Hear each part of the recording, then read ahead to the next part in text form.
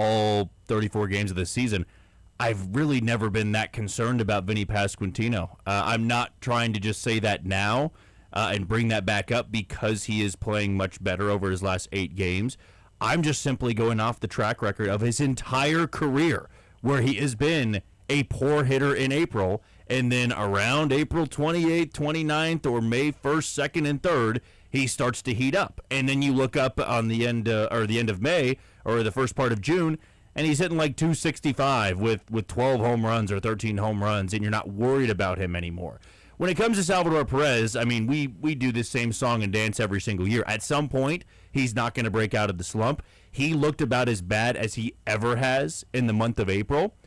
And then here we are again. And he's got, like a 7-game hitting streak, I believe it is. Yeah. He's hitting the ball incredibly hard, not really hitting for much power. But look, you will take 220 Salvador Perez over 135 Salvador Perez, whether he's hitting home runs or not. Because what that does is takes a lot of pressure off Carter Jensen, off Jack Caglione, off Isaac Collins, off of Kyle Isbell, Lane Thomas, whoever would be in the lineup on that night. And it's why, too, you didn't need to bench these guys when they weren't playing well. There were a lot of people that said, well, they can't play Vinny Pasquantino and Salvador Perez right now. And why, while I will say maybe a day off would do them well, totally would understand that. I was that side. But the other side of that coin is, well, then who's going to play, right? Or do you really want Elias Diaz in there over Salvador Perez? Do you really want Starling Marte in there? Then you move Cags to first base and you kind of screw with his defensive maturity out there. To me, it was always about what is the better odds here? What are you dealing with? Is it Vinny Pasquantino and Salvador Perez hitting their way out of the slump, or them benching them and Starling Marte and Elias Diaz running away with the job? Like, I think they knew that the likelier option was the former and not so much the latter. I think for me, my main complaint was maybe a day or two off. They gave Salvador one, and it did not go well because social media. They handled it poorly. And two, my main thought was drop him in the lineup. Move them down and have some different roster construction. Again, when Lane Thomas is getting on at a 370 clip, hey, you can move him to lead off. Bobby 2, if you're going to put Michael 3, you can do some roster construction here that makes sense. I just felt like they did not do that, especially with a guy like Q, who does tend to switch the roster a lot, but didn't against Seattle, and it worked out. Again, you didn't really face a lefty, so didn't matter quite as much. But again, I think you have to play Cags, and same thing with Salvador Perez. To your point, even when he's struggling, he's still a second on this team in home runs. You have to have that power threat in your lineup. The one thing and one reason why I still think there's something left in Perez's bat, it's not like he's getting fastballs blown by him. Like, he turned on a fastball up and in and hit one foul, and I'm like, okay, that's 96, 97. He's still turning on that. That's not oh my gosh, he's late on that. He can't catch up to this anymore. So for that reason, I'm not necessarily saying Perez is done. Vinny is starting to break out of it. The numbers and underlying aren't necessarily phenomenal. The one reason I have some concern, his bat speed is still down dramatically. It is down to 69.7 miles an hour. Last year, it was 72.5. A guy who is 6'3", 245, in the 17th percentile of bat swing speed, that, to me, that almost screams injury. Now, it's not like he's not turning on the ball when he needs to. We've seen a lot of hard hit balls fouled by Vinny. It feels like every game there's at least one or two where you're like, oh my gosh, that ball's ripped. It's foul again. Are you concerned at all with that bat speed still being in that number? I don't think so, because it might be attributed to the back problem that he was dealing with, which is why he didn't play on Tuesday and Wednesday in Sacramento, or maybe that was Wednesday, Thursday.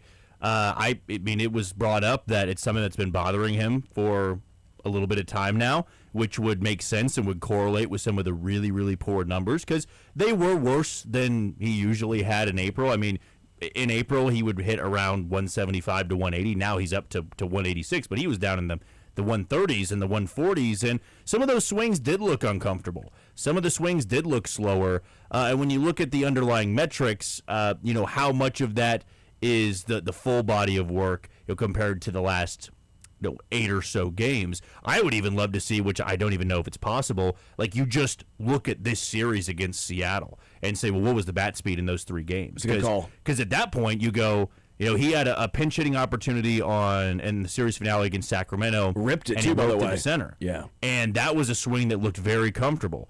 And I remember the broadcast was talking about it, there's a difference in batting practice swings and real game swings, because you'll go up there in batting practice and you might be dealing with something, this feels good, I'm going about 75-80%.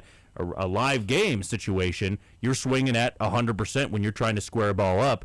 And the one swing he had on Friday night, the 2-run bomb that went off the facing in right field, that's the best swing he's had all season long. That was a violent, vicious swing, and it looked comfortable. It looked like whatever back problem he's been having is no longer bothering him. And I'd love to see what it looks like this homestand. I mean, if he hits 300 on this homestand, now you're talking about his average being up to 215, 220, and then you're only starting to climb from there. The bat speed thing, it does need to get much faster than 69.4 or whatever it was. It's got to get into that 71, 72 range. But I could see a world in which it is so low, the 17th percentile, as you said, because he can't swing as hard because that back was bothering him for the first 30 games of the year. Yeah, and that's a really good call. That's a very fair point to bring up here. And by the way, his defense has still been outstanding. Give Vinny and give Cags a lot of credit because I think you see those body types at first and right field, and you sit here and going, even coming up through the minors was Vinny's maybe more of a DH. Yeah. Well, his first base play has been outstanding. He has a barely positive WAR, OPS in 633 at first base. That is very difficult to do. And then Cags has been, I think, not just an average, I would say an above average right fielder. And I think the hope was, can he be a non-detriment in right field? And he has done that and more so. At second base, where's the plan for the rest of the year? Do you think we see a trade at some point with India being done for the season? Obviously, they want to give the job to Michael Massey, but they've been wanting to give him the job for 3 years. 4 years.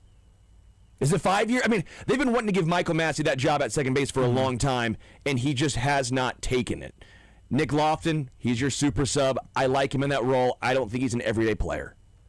I think you overexpose him at that point. So where do you think the Royals go at second base? At least we're not talking about the Royals need 3 outfield spots. The outfield's shored up.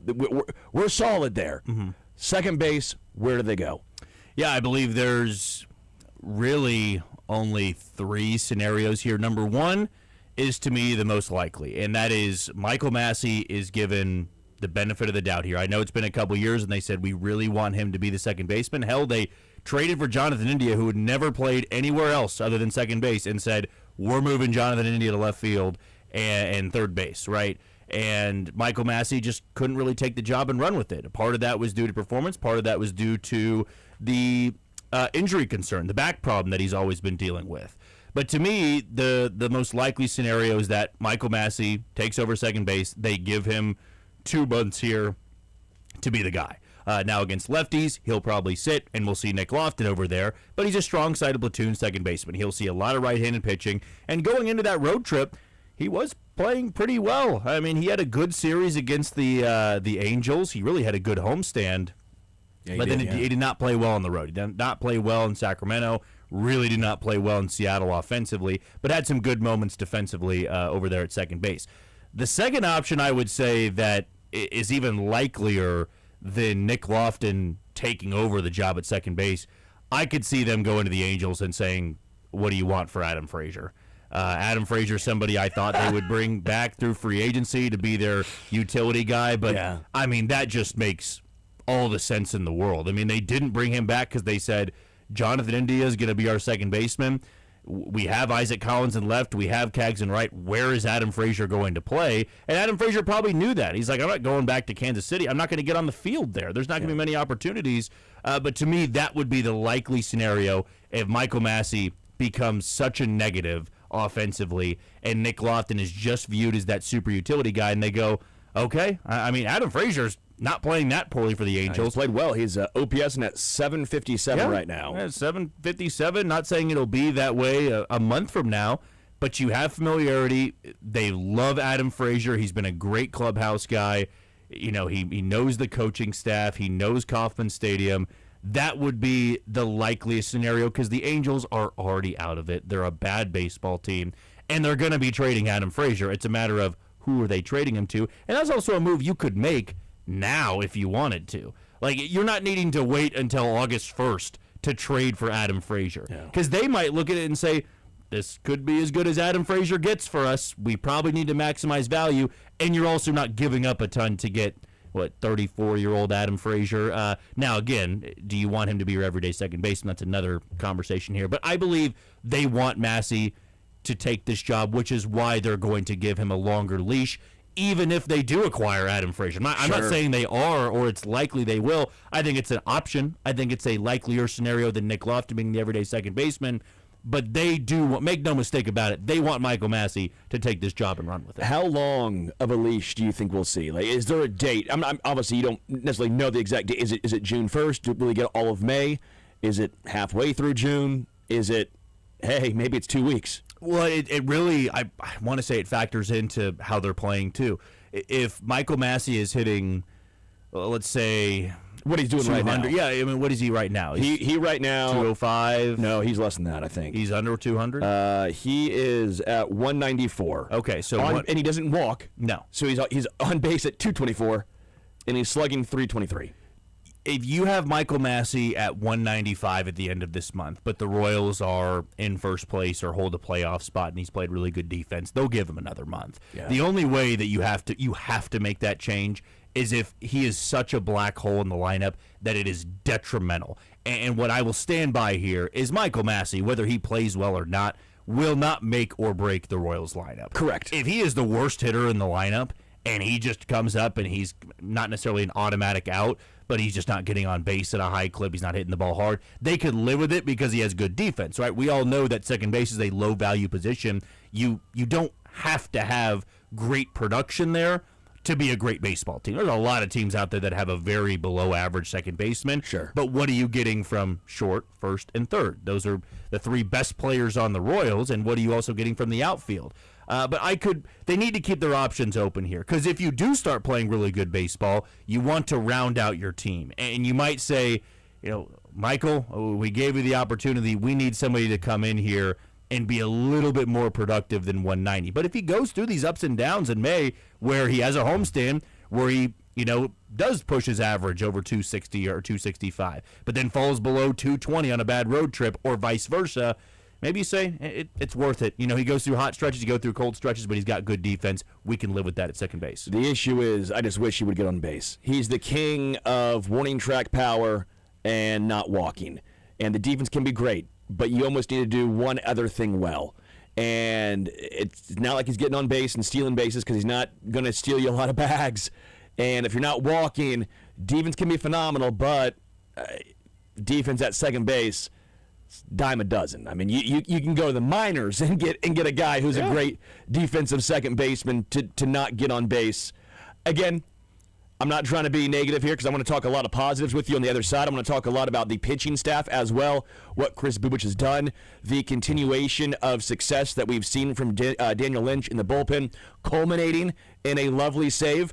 Maybe, just maybe, did we see something different from Q with a little up-down from Daniel Lynch to find a way for him to stay in the game, not going to Alex Lang? That was at least nice to see. We'll talk about that on the other side. We'll talk some Chiefs in the noon. We'll hear from Andy Reid and some of the rookie class as well. More Zone next. The Zone, Sports Radio 810 WHB.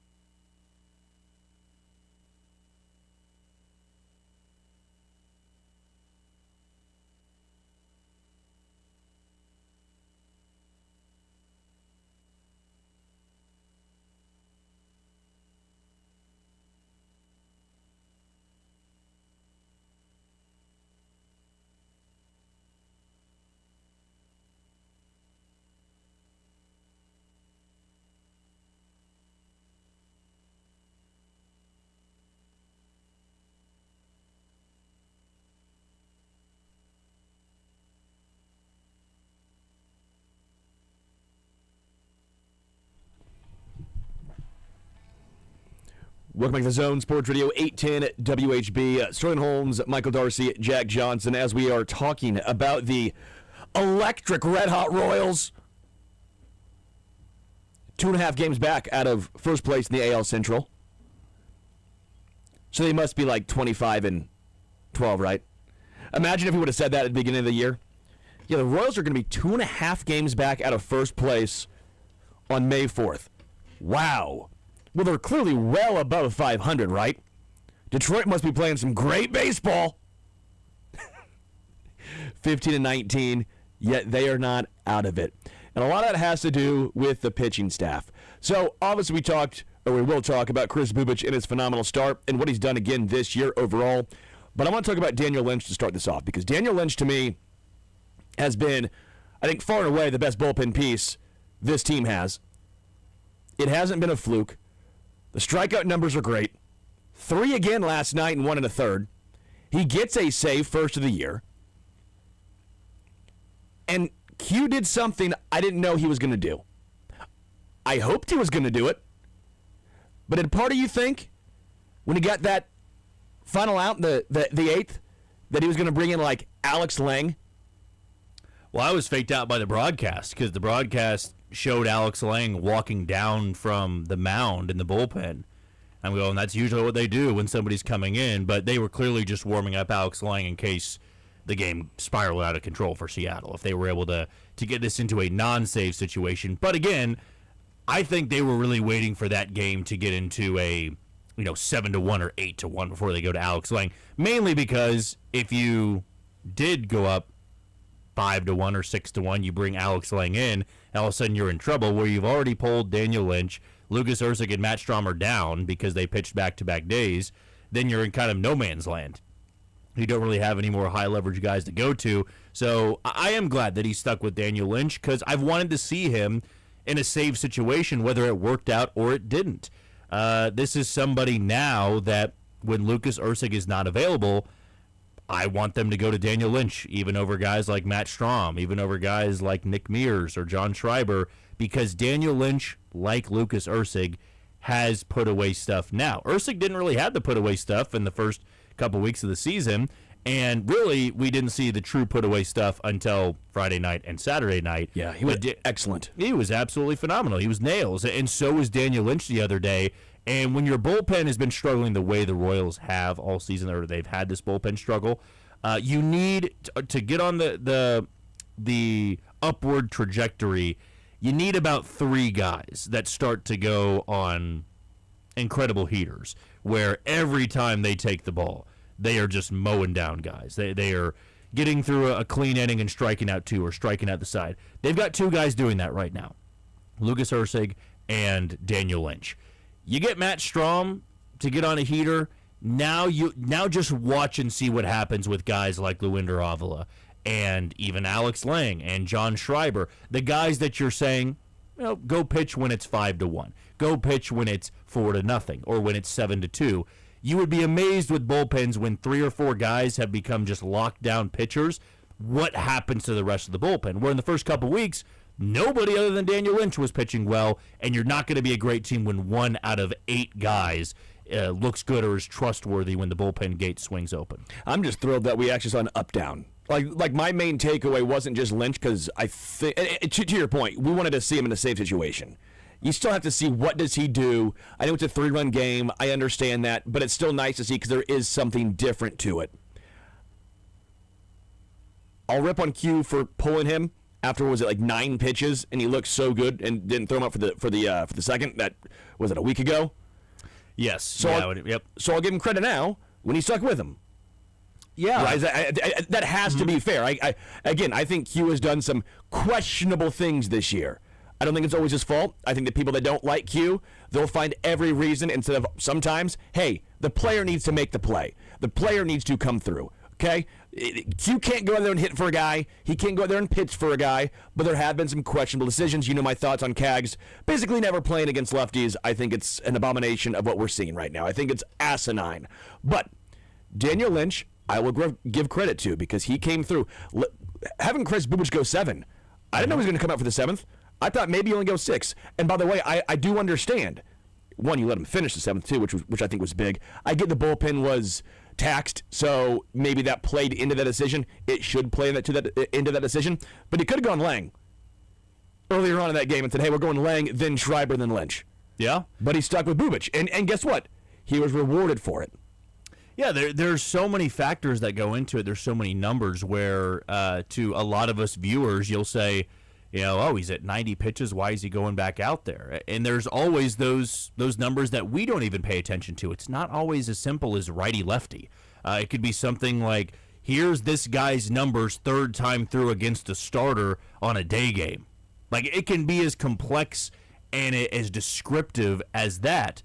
And going into yesterday, yeah, quite honestly, without an off day today, they needed Chris Bubic to be on. They needed him to work at bare minimum 5 innings, and to get through 7 innings, then you use Schreiber. And I get it. People are going, oh, John Schreiber's not been very reliable, but the Royals bullpen can't be good unless some of these guys that have been struggling turn things around. It cannot be a situation where you go, this guy sucks, cut him, get rid of him. Yeah. John Schreiber blows a game, cut him, then get rid of him. Yeah, it's a very fair point, because in the bullpen, you go through these ups and downs and you go through these stretches, and John Schreiber has always been a very streaky pitcher for the Royals. Like, he will all of a sudden come out of the bullpen, you look on the scoreboard, and he's got a 2-point-something ERA, and you're going, when did that happen? I thought it was 5-point-something like 4 weeks ago. It's like, yeah, well, he's pitched in a lot of these games that were not high leverage, got his confidence back, and he's looked good. And he had been pitching well for the most part over, the last couple of weeks, and he gets a high leverage spot, a save situation. He got the hold, and now maybe you trust John Schreiber a little bit more. You also have to factor into the roster decisions. Alex Lang, John Schreiber, they're out of options. So if you DFA them, they can be claimed by somebody. They're done. You can't send them to AAA. So that's why Alex Lang has been in there a bit longer. They like the stuff. They believe at some point it's going to translate to better numbers. And that can happen, as we just talked about, Sterling, when the other guys are just so reliable. Yeah. And you can't win 8 games in a row with a iffy bullpen. They could not win that series in Seattle without the bullpen figuring things out. The game on Friday night when you led 4-0 and then you gave up the game-tying 2-run home run to make it 6-6, that's a game the Royals 4 weeks ago lose every single time. Like, they might lose that game 10-6 because of the way things were trending. Yeah. But the way they responded offensively, and even to your point about Daniel Lynch, a couple weeks ago, pulling him after, 8 pitches or whatnot, sometimes it's, well, we want this guy to be available tomorrow in case we need him, or we might want to have him available on Sunday. I get it that sometimes we all say in the moment, if you're up by 1 or 2, leave him out there. We need to win this game. We don't know what it's going to look like on Saturday and Sunday. I'm more or less. I get 162, so it's a lot different than a playoff series. I'm not saying throw a dude 3 innings out here, but he threw 8 pitches. You were in a big slump. You needed a win. That's why I say even more specifically go with Lynch. Again, I get it. 162 versus 1, but I focus more on winning today and worry about tomorrow, because you never know.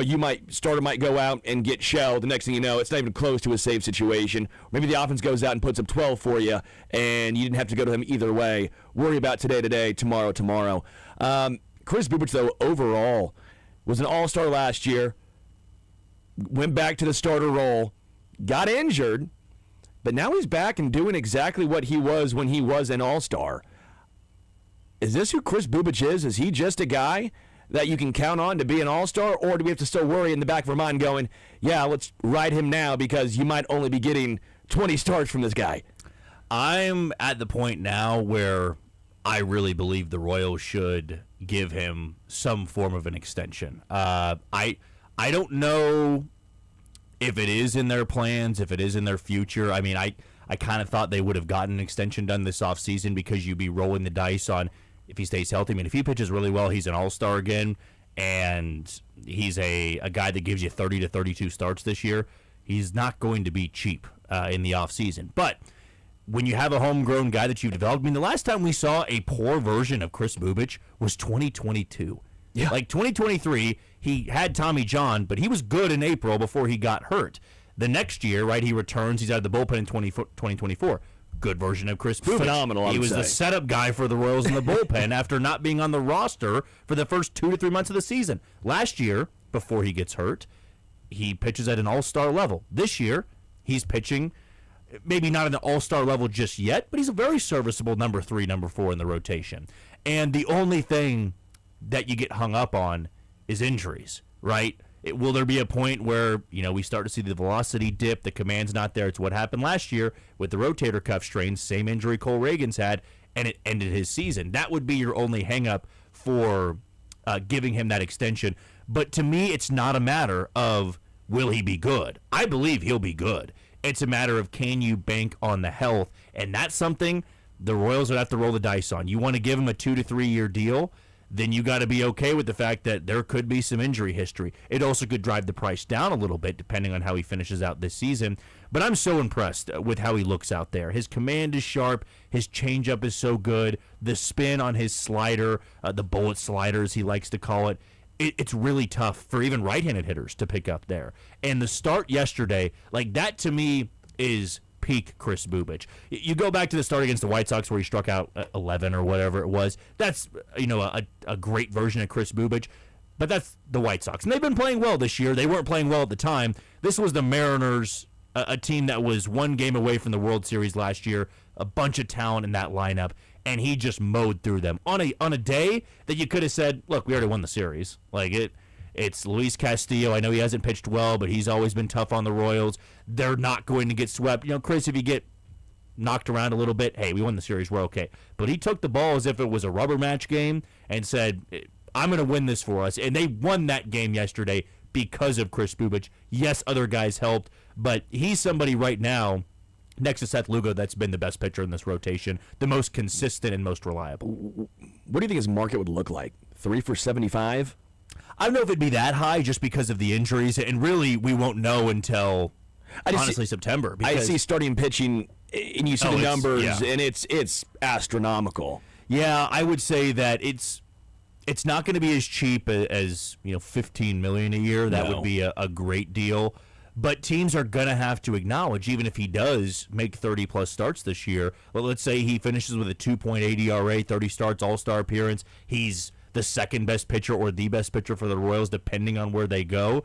There will be teams that throw anywhere from 18 to 20 million at him. Yeah. But they're going to have to acknowledge, hey, this is really the only time since he had this transformation from 2022 to 2023 where he's pitched an entire season. And most teams are going to say, how desperate are we? I could see a team that has a little bit of wiggle room. I hate to say this, but the Dodgers could go to him and say, if he isn't healthy, he isn't healthy. But I don't want that to happen. I'd love for the Royals to work out some deal in the middle of the season. But I could see a team that has the luxury, an abundance of pitching that goes, hey, we got the money to spend. We'll throw the money at him, and we'll live with what he gives us. But I think when he's healthy, there's an all-star in there. And a lot of teams are starting to notice it. And I'm just glad that yesterday he goes out there and gets through 7 innings, so efficient, many shutdown innings. He's the reason they pulled off the sweep yesterday. Had helping hands, as we just said, but when he's on, he can be, talent-wise, the best pitcher the Royals have in this rotation. So let's take a break. Let's come back. On the other side, I want to talk about 2 pitchers I do have some slight concerns about that I think maybe we should all have some slight concerns about. We'll talk a lot of Chiefs in the 11 o'clock hour. I don't want to play that game with you of who would we have drafted, right? I find it funny when people look back 3 years from now. They do this every draft, and they say, I like that guy. I would have taken him. And I go, prove it. Prove it. You can like him, but prove it. Do you have it on paper? Have you talked about it on a space where we can look back, like we do for every fact or fiction, obviously, and find the correct answer? Well, we'll do that in the 11 o'clock hour because I do find it fun. We'll also hear from Andy Reid, some of the rookies, and then we'll have Joel Pinfield on at noon, Mick Schaefer at 1, more Zone next.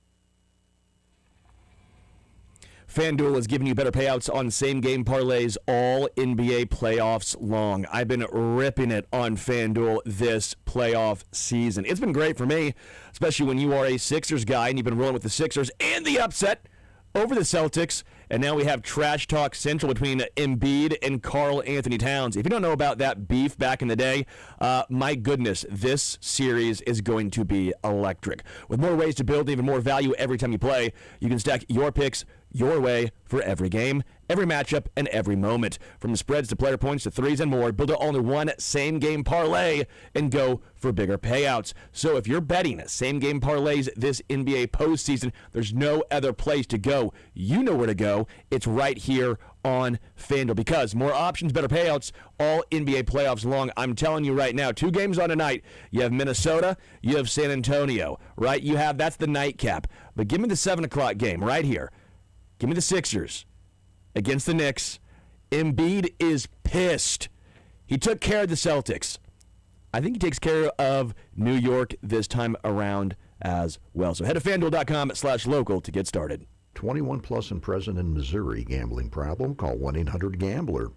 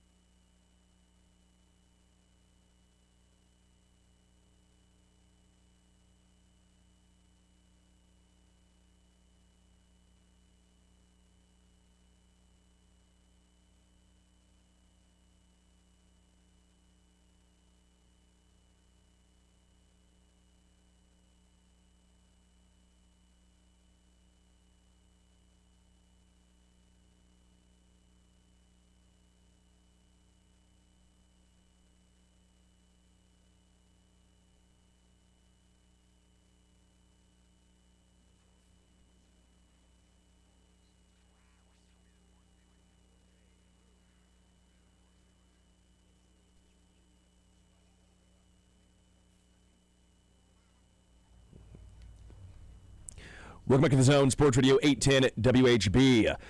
All right, Chiefs on the other side, but I want to finish up the Royals conversation with you, Jack, right here. 2 guys I've been a little nervous about. Again, we know the Royals are on a little bit of a heater, and I don't want to be negative, but we've talked a lot of positives. two areas I'm concerned with in the starting rotation are Cole Reagans and Noah Cameron. Noah Cameron, we knew last year was probably not going to be what he was going to do this year. That 2.99 ERA felt a little lower, but I didn't think a 5.4 was in the cards for Noah Cameron. Obviously, with Ryan Berger and that injury being shut down, well, you don't have the depth in the minors that you'd like to see, so even if you wanted to skip a start, it makes it a little more difficult. Obviously, Bailey Falter is close. If you wanted to go that route, you totally can. I think Stephen Kolek also in that same game, coming back from injury. That was about a week ago or so. But I'm not saying send Noah Cameron down just yet, but you want to have options. And one area that really concerns me, his slider last year, 2.4 inches better than average in break. This year it's minus 1.9. There's 5 inches less break on that slider. That's not good. That means it's a cement mixer going up to the plate right now. And if you are a guy who's only throwing 92, with that off speed, that breaking ball, you need to have those rocking. I think for me, Noah Cameron is a guy who I'm really concerned about right now, and doesn't help he's still walking more than you'd like to see. Again, not a ton of guys, but still more than you'd like to see from a guy who throws that sort of stuff. Yeah, to me, the concern level is a little bit more on the side of Cole Reagans and Noah Cameron, mainly because of what is needed from both these guys. Cole Reagans is your number 1. Noah Cameron's your number 5. Sure. If Noah Cameron ends the year with a 4.7 ERA, you can live with that more than Cole Reagans finishing the season with a 4.7 ERA. The positive is that Cole Reagans, even though he wasn't that sharp against Seattle, he was really on in his previous start against, who was that? The Angels? I think it was the Angels, yeah, where he struck out double digits. Velo was up 97 to 98. The velocity was still there against Seattle, which is a good thing. And the swing and miss was still there as well. I want to say he struck out 8 guys. When Cole Reagans starts to get a lot of strikeouts, that's when you know he's close to having a really good stretch of games. He'll be starting on Wednesday night, I believe it is, and we'll see Noah Cameron tomorrow night. For Noah Cameron, to me, it's more so about just getting ahead of guys. I mean, last year, yes, he had good spin and good movement to that slider, really darted away from left-handed hitters, dove at the back foot of right-handed guys. But to me, he was so effective because he threw a lot of strikes. He worked quickly. He was efficient. He was effective. And you're not seeing that this year. When he's had those rough outings, it's because he's fallen behind of everybody. 2-0, 3-1, 3-0. And when you're trying to work back and you're putting guys on base for free, he doesn't have the put-away stuff to get out of a lot of those jams, as we saw in Sacramento. It's a tough place to pitch, though, and I do believe that he can get back on track, but it's all got to start with attacking in the zone, raiding the zone, as Brian Sweeney likes to call it. Yeah. When you look at Cole Reagans, I think it can be brought down to about one specific pitch. Fastball, last 2 years have been great. Slider, last 2 years have been great. This year, the changeup is getting shelled. Cole Reagans has to get his changeup figured out because we've seen him leave a lot high. We've seen a lot of his changeups getting shelled. Folks are slugging .636 against Cole Reagans' changeup. Last year, .351. Chiefs talk on the other side.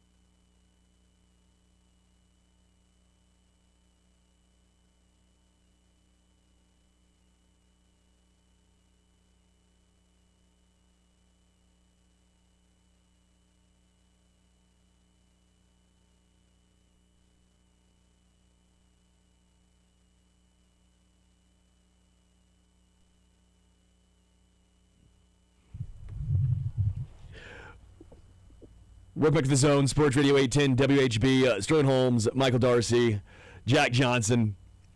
We're joined by Joel Pinfield at noon. We'll talk some more Royals with Joel. We'll hear from some of the Chiefs rookies a little later on as well as Andy Reid. Mick Schaefer joins at 1. Boys, I sang karaoke this weekend, Friday night. Jack knows. I know the song Darcy, too. do you want to guess what song I sang at karaoke? There's a smart reason. I heard you what did the hear song it, okay. was, but I still don't know. I couldn't tell you what the song was. I know who sang the song. Yeah, it's Picture by Kid Rock and Sheryl Crow. Sheryl Crow, M-I-Z. Kid Rock because he has bangers. There's no denying that Picture is an all-time karaoke song. And here's where, if you're a smart karaoke singer, I'm not a good singer. I never claimed to be. I play drums for a reason. I cannot sing at all. But the reason why you pick a duet, and a fairly easy one like Picture, I got to have someone be my Cheryl. Someone's got to go up and sing with me. We had very different Friday nights. I rode a mechanical bull on Friday night. PBR? No, it was in Lawrence. Okay, believe it or not, I was a mechanical bull operator at PBR in Philly for a little bit. That's got to be the greatest job in the world. It was electric. Just throw guys off of it. Oh my gosh, if you think I wasn't... See, here's the thing. People want to see two things. Attractive ladies and fat guys on the bull get just yeeted off. Ever break anybody's hand? No, I'm responsible. Yeah. And they signed a Hey, you have to. You can't. They signed The yeah. waiver, by the way, in Lawrence was a piece of paper with names written on them. That's it. See, There was no waiver. I was a responsible man, okay? But I'm also in South Philly before like Eagles, Chiefs, Eagles, Flyers, Phillies games. If you think I'm not twerking some fat guy on there, some sturdy guy on there, you got to go back and forth real quick. If you tell me that's not getting the people going, you're out of your mind. That stout lad's going down. That stout fella is gonna ride of his life. Okay? You think I didn't twerk Gritty on the bull? Oh, that's The a good mascot? point. I Yeah, did. That's a good point. How long did he last? Well, he's Gritty. So long- A long while, enough? yeah, it was a while, long enough. No, so I know about the mechanical bull. I've well aware of the mechanical bull, but yeah, Picture by Kid Rock and Sheryl Crow. That's the move to sing because someone has to be my Cheryl. Okay, I'm just Mr. Rock. Someone has to be Mrs. Crow. Do you have a karaoke song, Jack? And that's smart of me, by the way. I feel like that's just using my dome there, being I intelligent. don't know if I have one, to be honest with you. Everyone has a karaoke song. Oh, I'm gonna miss her, Brad Paisley. Good one. Yeah, you don't need to have any vocal range for that. No. Now he sounds great singing it, but you can't butcher it. No. Yeah, there's nothing worse in karaoke when you have drunk people go up there and they just make it so unlistenable. They're just screaming or they're too drunk. Yeah. There's a difference. I don't like it when somebody's incredibly good because then you're just being a show off. I don't like when somebody's so unbelievably awful that it makes your ears bleed. Just be in the middle. Someone sang Sweet Child of Mine and Don't Stop Believin'. And I don't love that song by Journey. I love Journey. Song's overplayed, but there is some talent there. It's a really good song. I just think it's overplayed. Dog Had Pipes. I'm like, bleep you. Seriously, man. They know when karaoke nights are. They know. I didn't Yeah. know. I wasn't supposed to. I was going for dinner. Yeah, Next thing I know, I'm there at 1 a.m. that's the way it should be. Who gave me that Rumplemint shot? Wasn't me. Gosh, who did that? On that specific night, it was not me. It wasn't me. It wasn't my fault. Darcy, what are you crooning? Oh, this weekend it was a lot of Cowater. I mean, what are you singing for karaoke, dog?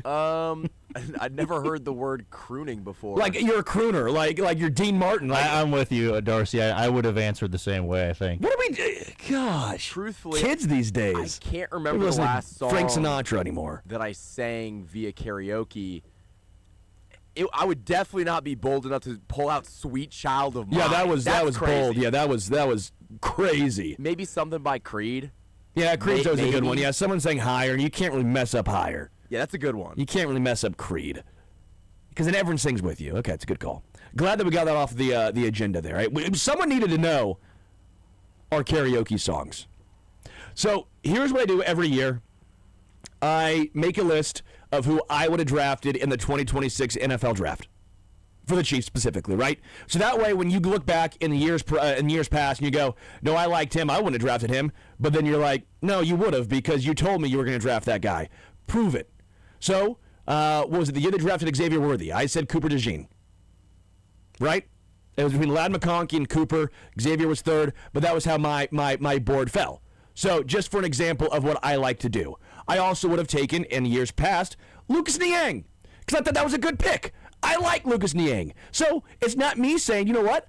I get it all right. I'm smart. No, it's a fun exercise of this way you can look back like fact or fiction like we do every single time and look back like Lebo knows we do. And I've never missed one. It's a fun way of who would you have drafted and prove it. You down for this? I'm ready. You down? Okay. So, first things first. I ain't trading from 9 to 6. So by doing that, I get to keep 74 and 148, I believe was the two picks. Correct? It was One was the fifth rounder. Yeah, the it's other fifth was the rounder third. and the third. So at 9, I've been saying it all year long. The Chiefs blew for Bain, but they didn't finish. I would take Reuben Bain still. I like Monster Delane. This is not a knock on him, but I also find the value of 74 and 148 with the ability of also getting Bain to be too tantalizing, and I'd be lying to myself after all the work we've done yapping about Reuben Bain to not back that up. So for me, I'm taking Bain at 9.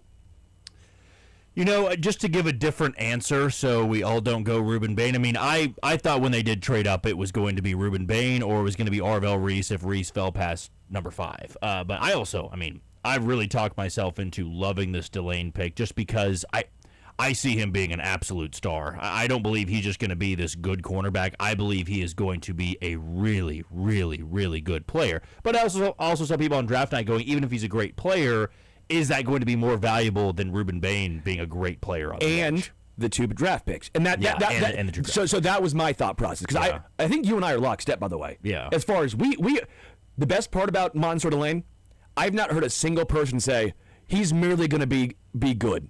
Almost everyone, really national, local's been at a minimum really good. Here's the thing too with Delane is. And I could be wrong. I'm not an NFL scout, and I have been wrong before. I was very high on Jonathan Baldwin, and that clearly didn't go well at all. That's one of my biggest misses of all time. But Delane, I don't give him a very high chance of being a below-average player. I would say of the top 10 picks, he is one of the more sure things out there, whereas Reuben Bain, I believe he's going to be good. I actually don't think he's going to be a bust at the NFL level, but there had to have been some concern of if we trade up and take this guy and he's not, the short arms become an issue, then we're bleep out of luck, right? But to answer your question after all this rambling, to give a different answer to Reuben Bain, I would have said Caleb Downs. I thought anybody in the secondary, whether it was Delane or Caleb Downs, I would have been satisfied with because that is a true day one starter. And the Chiefs, even though they brought in Gilman, they could use a safety like Caleb Downs, and he was somebody for weeks that was going top 6. And the fact that Dallas was able to trade up, I know they were doing backflips going, he's still there, and we're going to take him. So I would have been satisfied with Downs if they didn't go Delane, and just for the sake of not copying your answer to Reuben Bain, I would have gone Caleb Downs. Yeah, I think it's very fair. By the way, I would also allow people, I know that Tyson went 8, but I would also say I think the Saints would have taken Monster Delane at that pick at a minimum, so that probably would put Tyson down. So I would allow someone to pick Tyson at 9 in this. For that, I didn't do it. I thought it was a little questionable, but I think it's a fair argument to have. I'll say Bain too. I actually think that both of you were spot on. I was actually gonna say Caleb Downs if you said Bain and then Jack said Downs. So I'm gonna stick with Reuben Bain. They could have got him at 9. Maybe in this alternate universe, Mansour Delane still is available at 9? I don't think so, because I think the Saints for sure at 8, and I think there's a chance that Washington at 7, or to your point, I think even Dallas traded up to get Caleb Downs. I think they would have traded up for Delane with one of those two teams potentially as well. I think that just how long it took Washington to make the pick, Delane probably would have went to Washington. Yeah, I agreed. I think there's a better chance that he goes to Washington and the Saints actually still take Tyson. From what I've kind of heard, it seems like they were all in on Tyson, but I think Ruben Bain would have been a safe, I guess, pick at 9. Not that he's a safe player to pick, but a guy that you'd feel like, okay, there's upside, it fills the position of need, and we're willing to take that gamble on a player of his skill set because it is such a big position of need. And as we saw in the draft with R. Mason Thomas, it feels like the Chiefs defensively were going to try something a little different. That's a non-traditional Spags defensive pick. That was unique. Would they have taken that on shorter arms that don't necessarily meet the requirements that the Chiefs typically go with? Who knows? That's where we would have gone in the first round, or at least first pick. I actually keep Peter Woods at 29. I think that was the right decision, especially with in my version with Bain at 9. I keep Peter Woods at 29. If Casey Concepcion was there, I probably would have gone with KC, but he went early, so can't do it. So I'm going Peter Woods. I'm sticking with that pick. I think it's a great pick. I think him and Chris Jones are going to be filthy on the interior together. I think either of those guys can kick out occasionally. I wouldn't be surprised to see Peter Woods every once in a while get a little action at edge. I wouldn't be shocked. But I actually keep Peter Woods at 29. You know, I'm having a hard time thinking of anybody else that I would have taken at 29, mainly because the guys that were on my board at 29 was Zion Young, Cassius Howe, and they were more so controversial for the 40th pick. It was like, do you go this route or this route? And they go with R. Mason Thomas at 29. After Concepcion fell off the board, the wide receiver that I wanted just because he was a big target, had good speed, was Ted Hurst. Yeah. But then I'm going, Ted Hurst at 29 when you still don't have a defensive lineman. The reason I'm going to say Peter Woods here is because they went cornerback. And from my alternate universe here with Caleb Downs, you still would not have taken a defensive lineman. So Peter Woods, I'm probably staying there. If it wasn't Peter Woods, like I said, to give a different answer than you, I would have said Zion. I would have not been disappointed on draft night if they would have gone Zion Young or Cassius Howe at 29 because they would have solved that edge rusher spot. And those were two guys that were still high on the draft boards when the Chiefs were picking at 29. Yeah. I also agree. If I had to pick somebody else, I would go with Caden McDonald at pick 29. Yeah. He's more of a run-stuffing defensive tackle, so I think they actually got somebody with more pass-rushing upside, but I would have taken McDonald if maybe he was there at 29. So here's the thing with Peter Woods, and I agree, by the way. Peter Woods has more, I think, get after the QB upside. I also think Peter Woods is better against the run. I don't know why I don't know who started the narrative, but it feels like once the narrative starts, it sticks that way. Peter Woods is fine against the run. He's solid against the run. He's just a guy who is also good and has a lot of upside getting after the quarterback. I feel like the national media maybe has pushed this narrative and it's snowballed because someone's heard it, and so then it trickles down into, I'm not saying you, by the way, I'm just saying in general what I've heard with Peter Woods, I'm like, he's also good against the run. It has to be his size that has the analysts thinking that he's not capable of stopping the run. Sure. What's funny is that 40, I know some people are going to hate this pick, but I'm sticking on the defensive line. I think the defensive line was such an issue. I think it's the main issue. I think last year with McDuffie and Jalen Watson playing at such a high level, and by the way, Noah Williams playing at a mostly high level, and that defense still couldn't get off the field in third down, I'm tripling down in the first 3 rounds because I think the value's there. I went Bain at 9, Peter Woods at 29. I'm actually going Zion Young at 40. I think the deep, because this way you're not worried about getting Cam Jordan in. This way, in this particular universe, you're sitting here going, okay, we have young, controllable talent on the defensive line. we can stick with this. So that's how I would have gone. I know people will probably disagree and say, where's your wide receivers? I didn't like the pocket of where they're at. I thought it would have been a reach, or they didn't fall to me. Again, Casey Concepcion, if he was at 29, would have had him. But that wasn't the case. So I went Zion Young at 40. Yeah, and that's where, I really liked the R. Mason Thomas pick because it's more of a speed rusher. It's a guy that's a smaller statured edge rusher, which we haven't really seen all that often in the Steve Spagnuolo era. I know we had D. Ford, of course, but that was the Bob Sutton era. That's really the last smaller-bodied edge rusher I can really recall being successful in Kansas City. So I maybe wouldn't have gone off the path of taking someone like R. Mason Thomas or a Cassius Howe, Zion Young. Those guys were all available.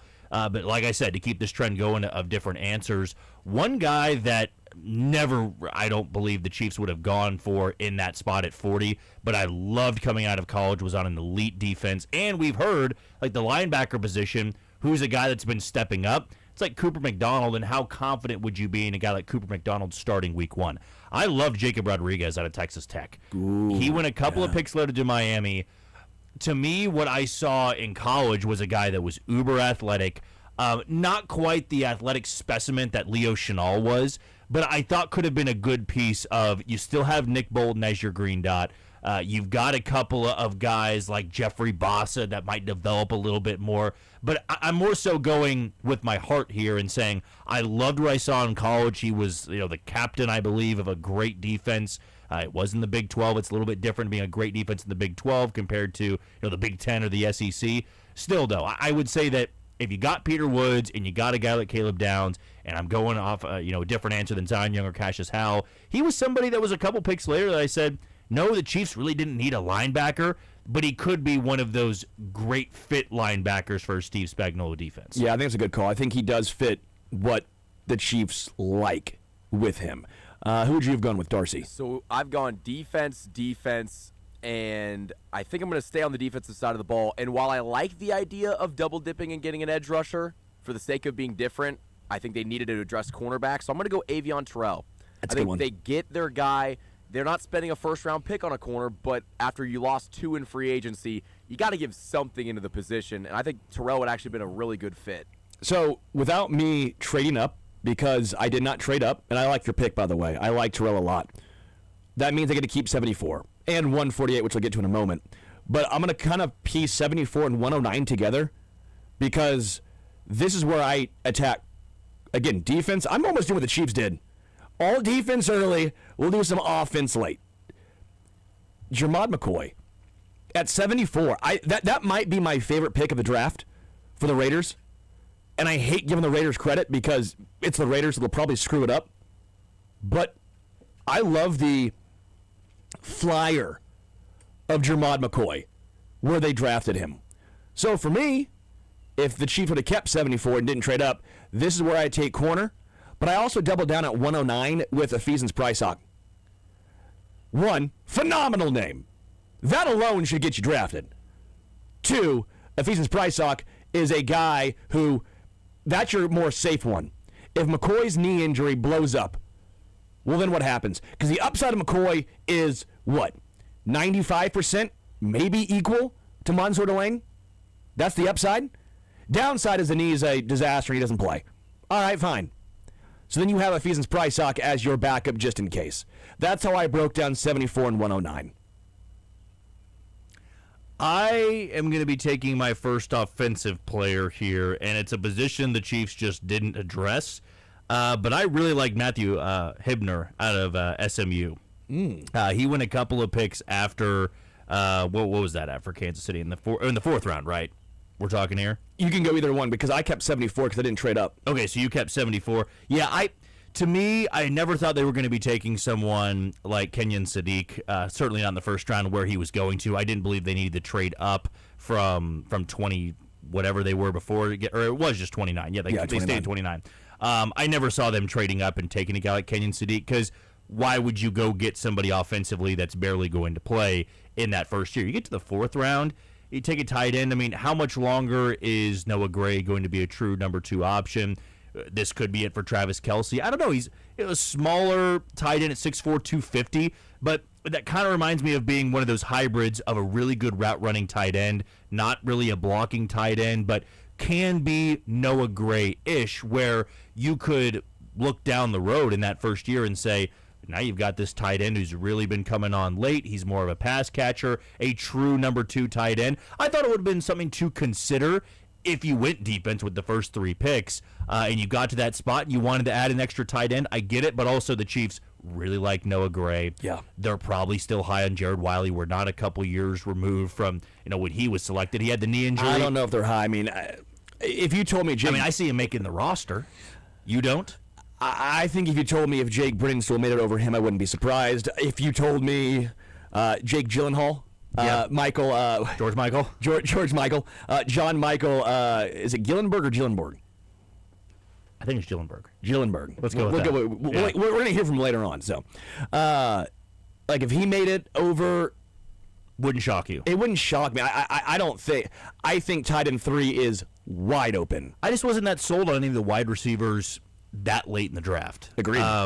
Like when Cyrus Allen popped up, I'd be lying if I said, "Oh, he was on my radar from day one." Mm-hmm. Like when they took Cyrus Allen, I said, "Okay, let's dive into the numbers here." And he seemed like a typical Chiefs wide receiver coming out of the draft. Size-wise. 5'11", speed, decent route runner, for the most part, good hands. But to me, I was a little bit surprised at any point they didn't try to go tight end, just because it's not really a year one option, but they could be that guy that really progresses as the year goes on. And then next year, you got somebody that you invested some stock in, in the previous season. What is funny with tight end for KC is they have a lot of guys, but no one's there that's taking those spots. There's some guys that you can get excited. There's no next in line for Travis Kelce now. And you're not trying to say, can you find the next Travis Kelce, but can you find the next tight end 1 for this team? I don't think Noah Gray's that. I don't think Wiley's that. I don't think any of these guys that are currently here. But you have some flexibility. What's funny is I thought this year they would take a blocking tight end, because even if a receiving tight end's not I don't think a receiving tight end see the field this year as a rookie. I think a blocking tight end would. But then you're still left for next year saying, well, where do the Chiefs go? Who is the true number 1? I don't know who you carry as another receiving tight end, because you almost need that blocking tight end for this season, because you do have your top 2 of Kelce and Gray, and they're willing blockers, but they don't necessarily have that as their, I would say, strength. Who are you rolling with? Maybe the coaching staff changes that. Who knows? But I'll say in this version, I have the 74th overall pick. Maybe it's a bit of a reach. I'll take Ted Hurst. I think he is just going to be such an intriguing weapon for Tampa Bay. He's like 6'4", a bigger body receiver. This was the draft the Chiefs kind of went off their tendencies and drafted players they normally wouldn't draft. I think if you could have gotten Ted Hurst at 74, you would feel a lot better about the wide receiver room going into this season. And going to Tampa Bay, we know is going to be good. There's certain positions that when you go, most of the time, again, there's always outliers. Kamal Haddon did not work in KC, right? But I was also a late round pick. But for the most part, if you're a cornerback and you go to Kansas City, you're going to be good. If you are a wide receiver, you go to Tampa Bay, you're going to be good. If you're a wide receiver and go to Seattle, you're probably going to be good. If you're an offensive lineman and you go to the Eagles, you're going to be good. An edge for the Rams. An edge for the Rams, you're going to be good. Like, there's just certain groups, certain teams that have that strength. And Hurst going to Tampa, it feels like, okay, there's their next Mike Evans. Fun. They had Tampa had an excellent draft. It is funny, I'm with you, because we always say this now, like excellent versus they had a bad draft. They had a great draft. And yet we're all doing it off of what we just our feelings of certain players. I always find that funny, because I mean, how many times have the Raiders had a good draft? And it was like, oh no, that would, well, not often, because they normally reach for Alex Leatherwood or Cleveland Farrell, but still, point remains. Even Tyree Wilson, remember that one? They just, some guys just, you go to places and you don't succeed. So I'll rip through the last 4 for mine, because I think at this point we're getting into who do you like. These are long shots. At 148, again, because you don't trade up, I go Zakee Wheatley. There's the safety. He was probably supposed to go in the 3rd round. He fell. Chiefs love going for guys like that. He went to Carolina. Zakee Wheatley is where I'm going at 148. He's a bigger bodied safety as well. He is 6'3" and an 1/8. So that's a not quite Kyle Hamilton body type, but that's a bigger safety, which I think is fun. I actually keep Emmett Johnson at 161. I love that pick. That was a slight trade up, and then they moved down. I love the Emmett Johnson pick. Thought it was great. Instead of Cyrus Allen, I go Kevin Coleman Jr. I have the same concern with Kevin Coleman. I think he's a good player, but how does he see the field? You're playing slot in KC. You have Rashee Rice ahead of you. You have Jalen Royals ahead of you. It's a future move, but maybe we're surprised and one of those guys kicks outside. That's the only difference there. And I also keep Garrett Nussmeier at 249. Two of my favorite picks by the Chiefs were 161 Emmett Johnson and Garrett Nussmeier, because if Garrett Nussmeier turns into a guy, you flip him like the Patriots used to do with Jimmy G, right? That's how you get and acquire extra draft capital. And two, how long have we been clamoring for a stop the retreads of the Carson Wentz, not a knock on like Matt Moore, those guys, but can you try Gardner Minshew? Can you bring in a guy to develop under Patrick? Andy Reid, QB whisperer, can you do it with a rookie quarterback? Also, going to be a very cheap contract compared to some of those other veterans. I like that Garrett Nussmeier pick at 249. I stick with it. You fellas have any ones you like on those last couple picks?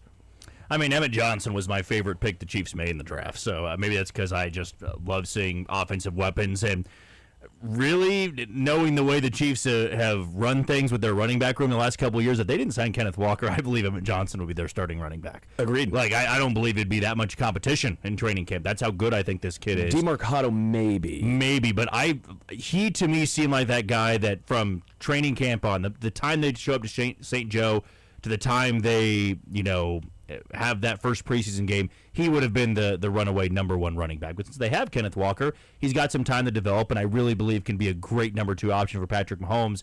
Love the Kennedy pick, too. I thought that was incredibly underrated. He seems like one of those sleepers of the draft.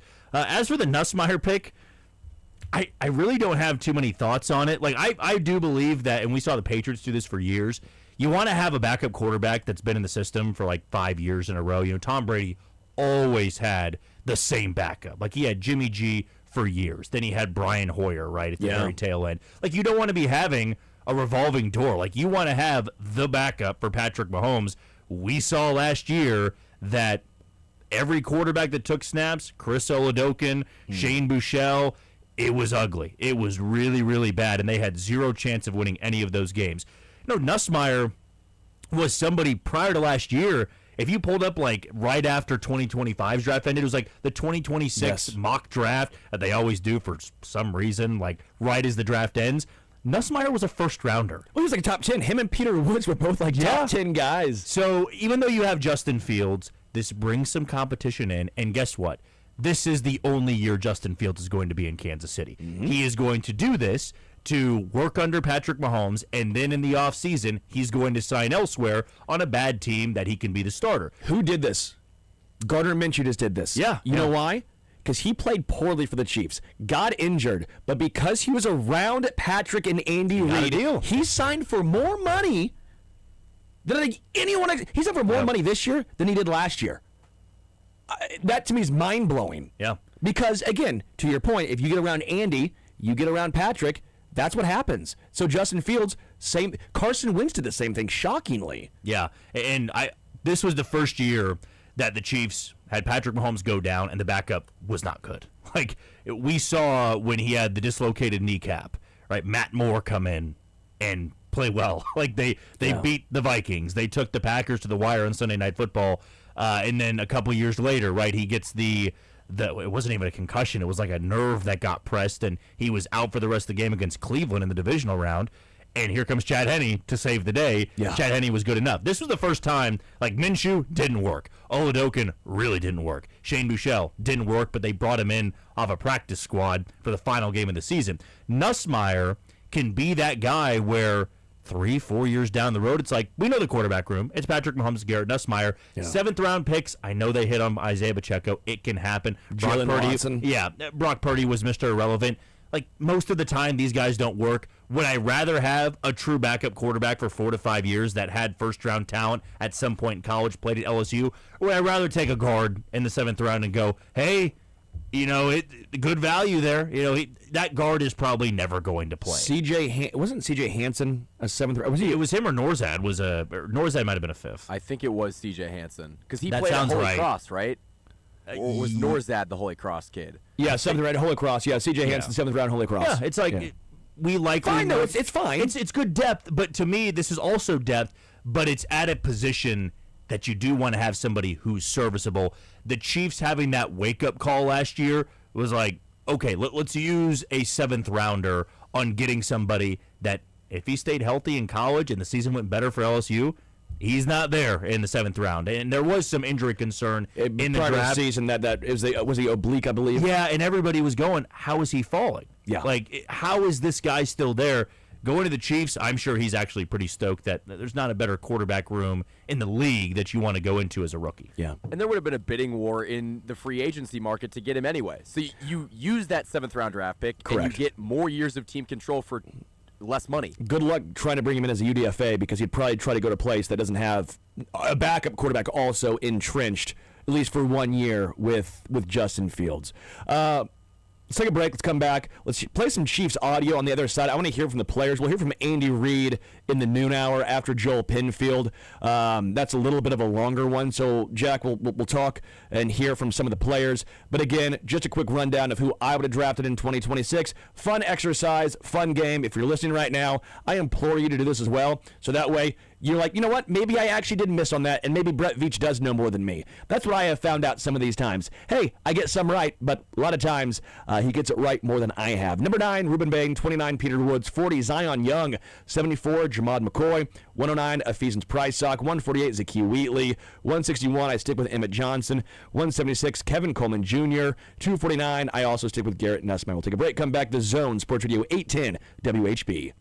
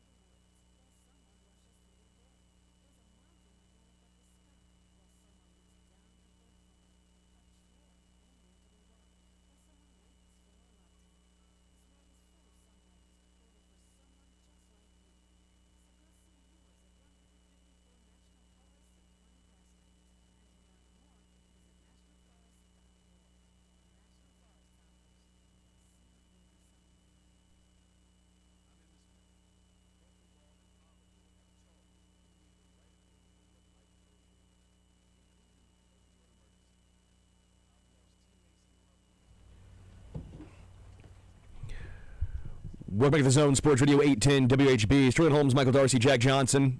We'll hear from Joel Penfield in studio at the noon hour. We'll also hear from Andy Reid later on in the noon. Mick Schaefer at 1. All right.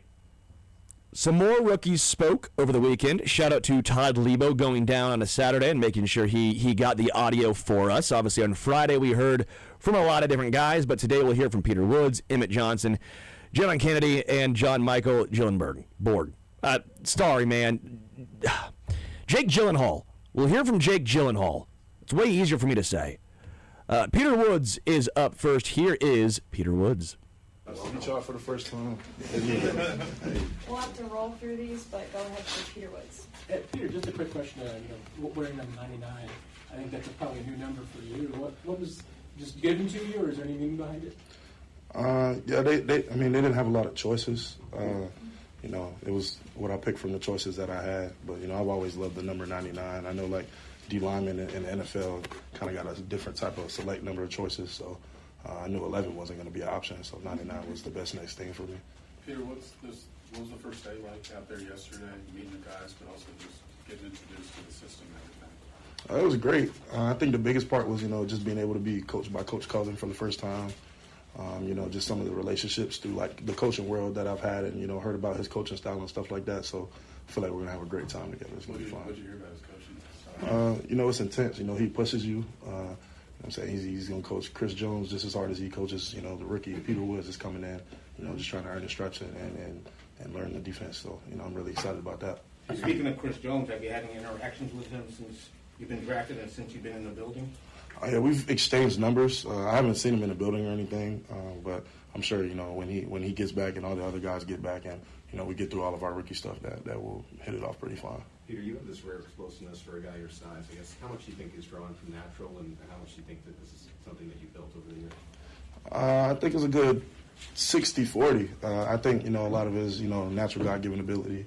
But, I've been blessed to have, great strength programs in the past, that dealt with a lot of, like, explosive work, just things that translate to the field in football and just overall explosiveness. So, I just take that really seriously. That's something that, I take really seriously in my offseason. Peter, what's your first impression and conversations with Mansour been like, meeting him? That was the first person I seen when I got here in Kansas City. So, kind of just built a friendship from there, and we were just telling each other how our jobs are very important to each other. I help him get interceptions, and he helped me get sacks. And, we just keep it that simple. So. Peter, once for guys in the draft process that kind of spark early and then they go through ups and downs, just what do you tell teams in that interview process, and how do you plan to just keep working on that to make sure that you stay consistent?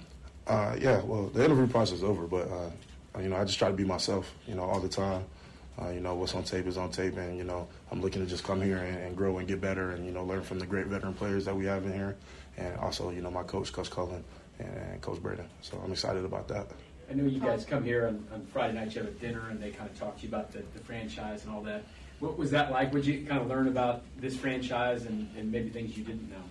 I don't think it's much that I didn't know, because Chiefs do a lot of winning. I'd say that's probably what I learned, too, that the Chiefs do a lot of winning and, what went into it. And I'm starting to see a little bit of that now, just how the practice goes and, how the coaches coach and just the flow of everything. They've earned it at every corner. And so we're looking to do that again. Thanks, Peter. Appreciate y'all. So I think that's big because Clemson was supposed to be a winner last year. Clemson went into last year with a lot of expectations, college football playoff expectations, and they crumbled early, and then it was a semi-disaster. And Peter Woods, TJ Parker, a lot of guys did not play well. And I think that's important for Peter Woods to join an organization that last year was bad, but saying, hey, last year was bad. That does not define this upcoming season. This is a winning expectation. This is a program that expects winning. You are now a part of this. I like number 99 on Peter Woods. Just feels like it fits him. Feels solid. Some of the other numbers, I'm R. Mason Thomas 34. Come on, I don't like that. But 99 for Peter Woods, I'm a fan of. What should expectations be for Peter Woods this year? I mean, I probably have him as the first guy to come in for either Chris Jones or I'm trying to think now. Tonga.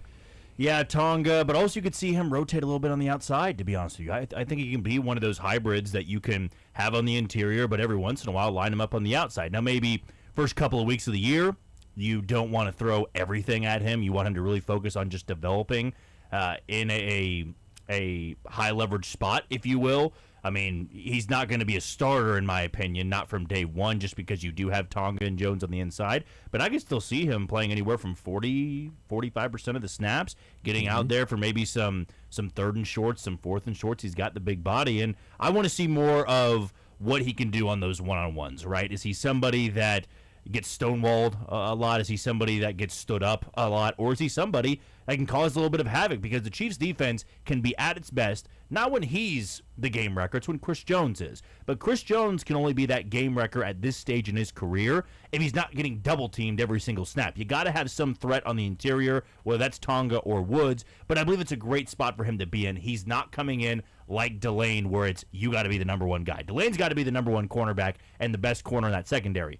Pete Woods has to be the third best interior guy, in my opinion. Maybe he needs to be better than Tonga, but also Tonga's a very experienced, seasoned guy, and he's a longtime vet. So to me, Woods can develop a little bit more, but I do want to see the growth at minimum by week 5, where he can really be that key piece. Yeah, I think it's hard to view him with Tonga because there's such vastly different players, even though technically if you look on the ESPN depth chart, they're both defensive tackles. They're both playing very different roles. I think you're right, week 5, get up to speed there. I don't know what this means for Omar Norman Lott. I don't think necessarily anything, but I would want to see the breakdown of who's the first guy up. Like, who is it going to be? Omar? Is it going to be Peter Woods? I'm intrigued to see that rotation, how it does play out. Again, Omar obviously coming off the injury. I hope they let Omar Norman Lott go back to his normal weight. I hope they don't try and beef up Peter Woods. Let those guys do what they do best. Let them play at the weight that they play best at. Now, we'll find out what that exactly is. But last year, Clemson tried doing that to Peter Woods. They moved him inside, even more so, trying to play more like a one-tech. Guess what? Didn't work. That's not his role. So the Chiefs tried doing it to Omar Norman Lott, and obviously that didn't work. A guy that you and I are both very excited about, a guy that I think you and I both find to be the steal of the draft. We'll hear from Emmett Johnson, Darcy. Emmett Johnson. Sorry, I didn't try to leave you on hold there and just try and make you guess who we thought. Right when you said your favorite pick, I knew who it was. You know, baby. You know, ball. Here is Emmett Johnson. How y'all doing? Hey, welcome to Kansas City. Wearing number 10, that's the new number for you. What are not a lot of choices, or is there a significance behind it? Yeah, man, just, I had an opportunity to wear it, and, I got respect for the players that have worn, this number in the past, but I'm trying to leave my legacy here, so that's what I'm focused on. And my birthday is also October 10/10/10, so it makes a lot of sense. Emmett, this is an organization that prefers to throw to its running backs. We saw, and this is more of a passing camp, right? We saw yesterday that the first pass went to you. Just wondered your comfort, and obviously in college you caught a lot of passes, but just the enjoyment of being involved in that part of the game. I love it, man, especially, like I said, I can receive really well, and I know, that can help the offense. So just having the ability to not just run the ball, but also catch and affect the game that way is something that I look forward to. They're notorious here for giving a lot of information early at this part of camp to see what you could handle. What's it been like, just the load of the playbook and all that stuff? You feel comfortable right now? Yeah, I feel great. It's obviously a lot of plays that happens really quickly, but I do a great job of studying, and at the end of the day, I'm playing in the NFL. Like, I have no excuse for not knowing my assignment on the football field, so I take big pride in understanding what I got to do on the field to be successful. How far along do you feel like you are at pro level at pass protection? Yeah, obviously I haven't got a chance to really do it much without pads, but something I'm definitely looking forward to. Like I said, it's just as important as running the football or catching the football, so I'm excited for it. And you played for Matt Rule, who coached at the NFL level. How did he help prepare you to get to this stage of your career? Yeah, I'll just say, like, the structure in college at Nebraska and, like, the showing up to meetings on time, being here early, being a pro is what Coach Rule says. I feel like that's translated really well to here. There's a lot of long meetings and long practices, so just being able to handle that, I feel like in college that helped me. So now it's not that big of a transition for me. Speaking of Nebraska, I know Coach Mosey, and you shared the running back room with Zeke there for a minute. Yeah. Did they give you any preface about KC? Any tips about coming in? I heard they got good barbecue, but I haven't had the chance to try it out yet. definitely when I get some downtime, I'm going to try that out. So if y'all got any recommendations, let me know. Let me know. What has it meant for your parents to have made it to this level, just considering the background and the immigration? Yeah, they text me like every day. It's kind of crazy. Like I said, their story, immigrating from Liberia, just makes you want to wake up and go extremely hard for them. They're really proud of me, but at the end of the day, I'm in the NFL, but this is ground zero. You know, I haven't done anything yet. I'm just trying to work and earn the respect of my teammates and coaches right now. So, what are your impressions of Coach Bieniemy at this point? I'm sure you met him during the interview stuff. Now, being here with it. I love him, man. Like, I mean, I don't know how much better it can get having Andy Reid as the head coach, Bieniemy as a coordinator, and DeMarco Murray as a running back coach. It's just like he's going to be on you, and which I love. Like, I love when he gets on me because I know he's going to get the best out of me, and I'm going to make sure that, you know, I'm detailed with everything that I do. So he's been pushing me a lot. He's somebody who's never really going to give you your flowers. He's going to be on you, and that's what I love out of a coach. What's it been like meeting the other draft picks?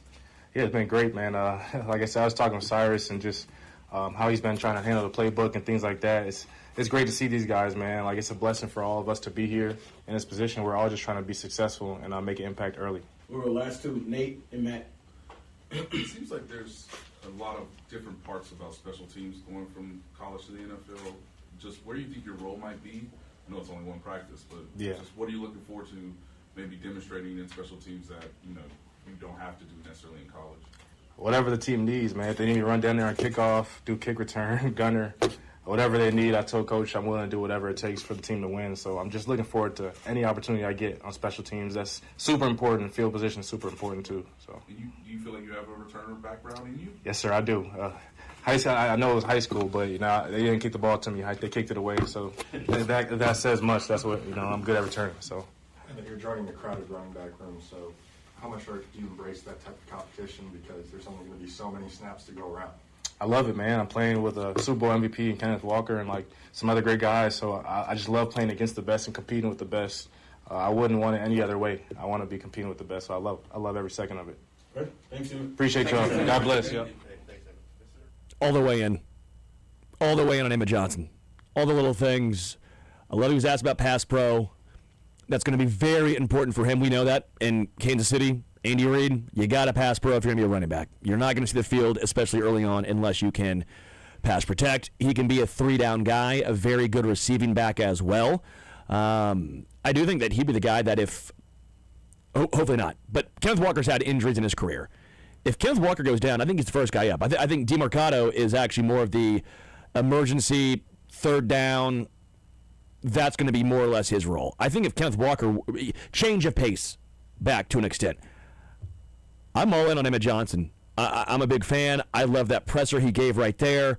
The little things he said, the little things we see show up on the field. I'm all the way in on Emmett Johnson for this team. And I think you're right. If Kenneth Walker was inside, I think Emmett Johnson would be the starter. Yeah, absolutely. And I know that's, you know, basically comparing oranges to apples, right? It's like if they don't have the guy they gave a ton of money to, it'd be they might have gone a different route, right? They might have gone Travis Etienne. But to me, why I love Emmett Johnson so much is, look, it's not just about some profile, right? We all get so excited about, oh, you see what he ran at the 40, right? Or, oh, you see what his athletic score was. I mean, Jeff Caldwell had the perfect athletic score. But then I also look at and say, well, why wasn't he amazing at Cincinnati, right? Yeah. Does that really translate?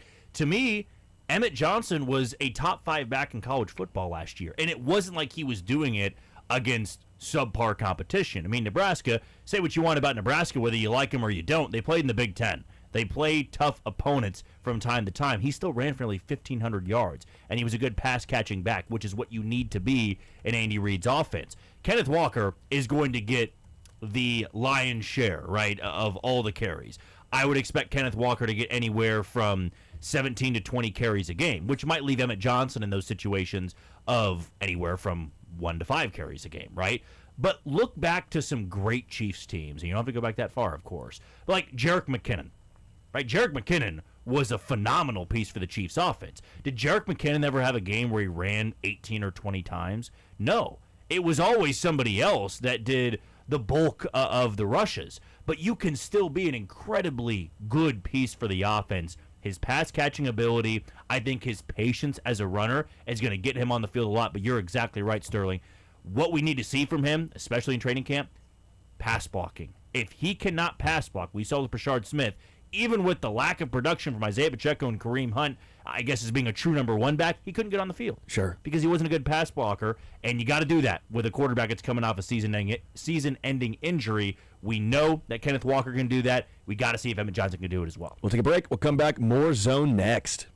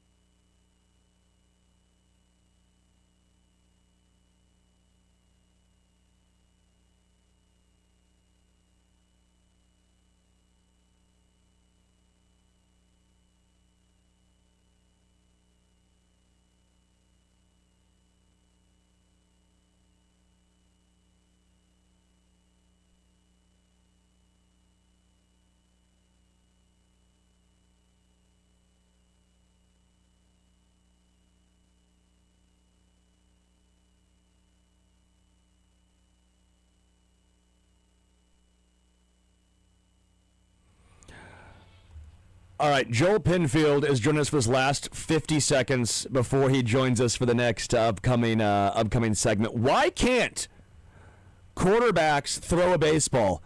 Malik Willis threw out a first pitch, and it was 90 feet high.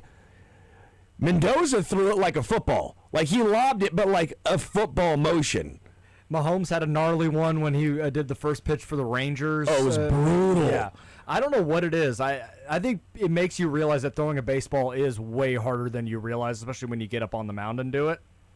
But I don't know. I think at least if you airmail, I think that's better than if they spike it from the mound. Like, you think so? You throw it from 52, like you throw it 52 feet. I think that's way worse than airmailing it. All right. Upcoming segment, we're going to talk some Royals baseball, talk some pitching, talk some hitting, some Zumwalt maybe.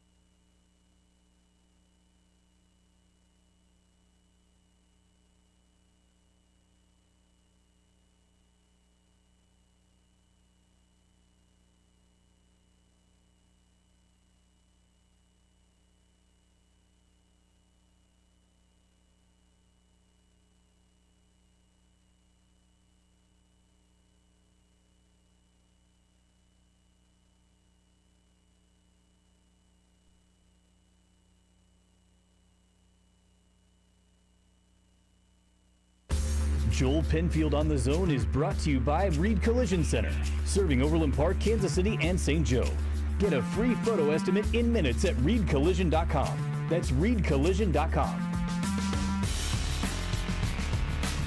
Welcome back to the Zone, Sports Radio 810 WHB. Sterling Holmes, Michael Darcy, Joel Penfield, KCSN, joining us right here on this Monday. Beautiful Monday. Absolutely. It's even better when the Royals, sweep the Mariners, go 4-2 on that West Coast swing. And 7-2 against the AL West. They played the Angels previously, so they had a really good stretch. So they've won 8 of their last 11. I mean, they're playing really good baseball right now. They got themselves back in it, which, I think says more about the state of the American League than it does the Royals specifically, being 4 games under 500, but 2.5 out of the division. So we teased on the other side, and we did not talk about this in the first hour, so I want to bring it up to you now. All the vitriol towards Zumwalt, the hitting approach, now they're not necessarily walking a ton. Maybe we've seen some emergences from Cags, and obviously Carter Jensen's done his thing, some of the young guys. Where are you at as far as the approach we've seen so far this season? Now, some of that could be Zumwalt, some of it couldn't be. Some could just be, hey, we know Salvi, he's not going to walk. Michael Massey, he's not going to walk. Lane Thomas, he will walk. That's who he was before he got here. So I think for me, it's some of the younger guys maybe who can be molded a little more. Yes. Where are you at on the philosophical approach so far from the Royals offense? Yeah, and they're still not walking a ton, but they're walking more than they have in the past, which is a good sign. The Royals have not had a walk rate outside the bottom 10 since like the late 90s, I think is what I last saw. Wow. It was like 97, I think was the last time it wasn't 20th or below. So it's always been part of their philosophy, just as an organization. They're going to put the ball in play, not going to strike out a lot, but we're not going to walk. We're just going to put pressure on the defense, put it in play. That's part of the reason why they were so successful those 13 through 17 years. Doing that. Is it a sustainable model? Not really, because you're relying on a ton of batted ball luck, and the way to make your own luck is be more selective, work more counts, take pitches, and get on base in various ways rather than just trying to rely on the batted ball stuff, which relies on a lot of variance. And when it's not going your way, that's why we see these scuffles on offense, that crop up throughout the year. But when it's going good, like it is right now, then you see the other side of that. So I think that's the thing that I've liked seeing the most. They do a really good job chasing. They barrel the ball. Even when they're not falling, that's the right way to handle it. It was like that game, I think it was the Thursday day game in Sacramento. They had 17 hard hit balls, and they didn't find grass that day. And it's one of those you look back and you're like, dang, if a couple of those fall, then we're looking at maybe a different game. But then you get rewarded for that with the game on Friday in Seattle where you put up 6 runs, you get the ball over the fence. It's just kind of the way of the world. But they do the right things, and the process is good.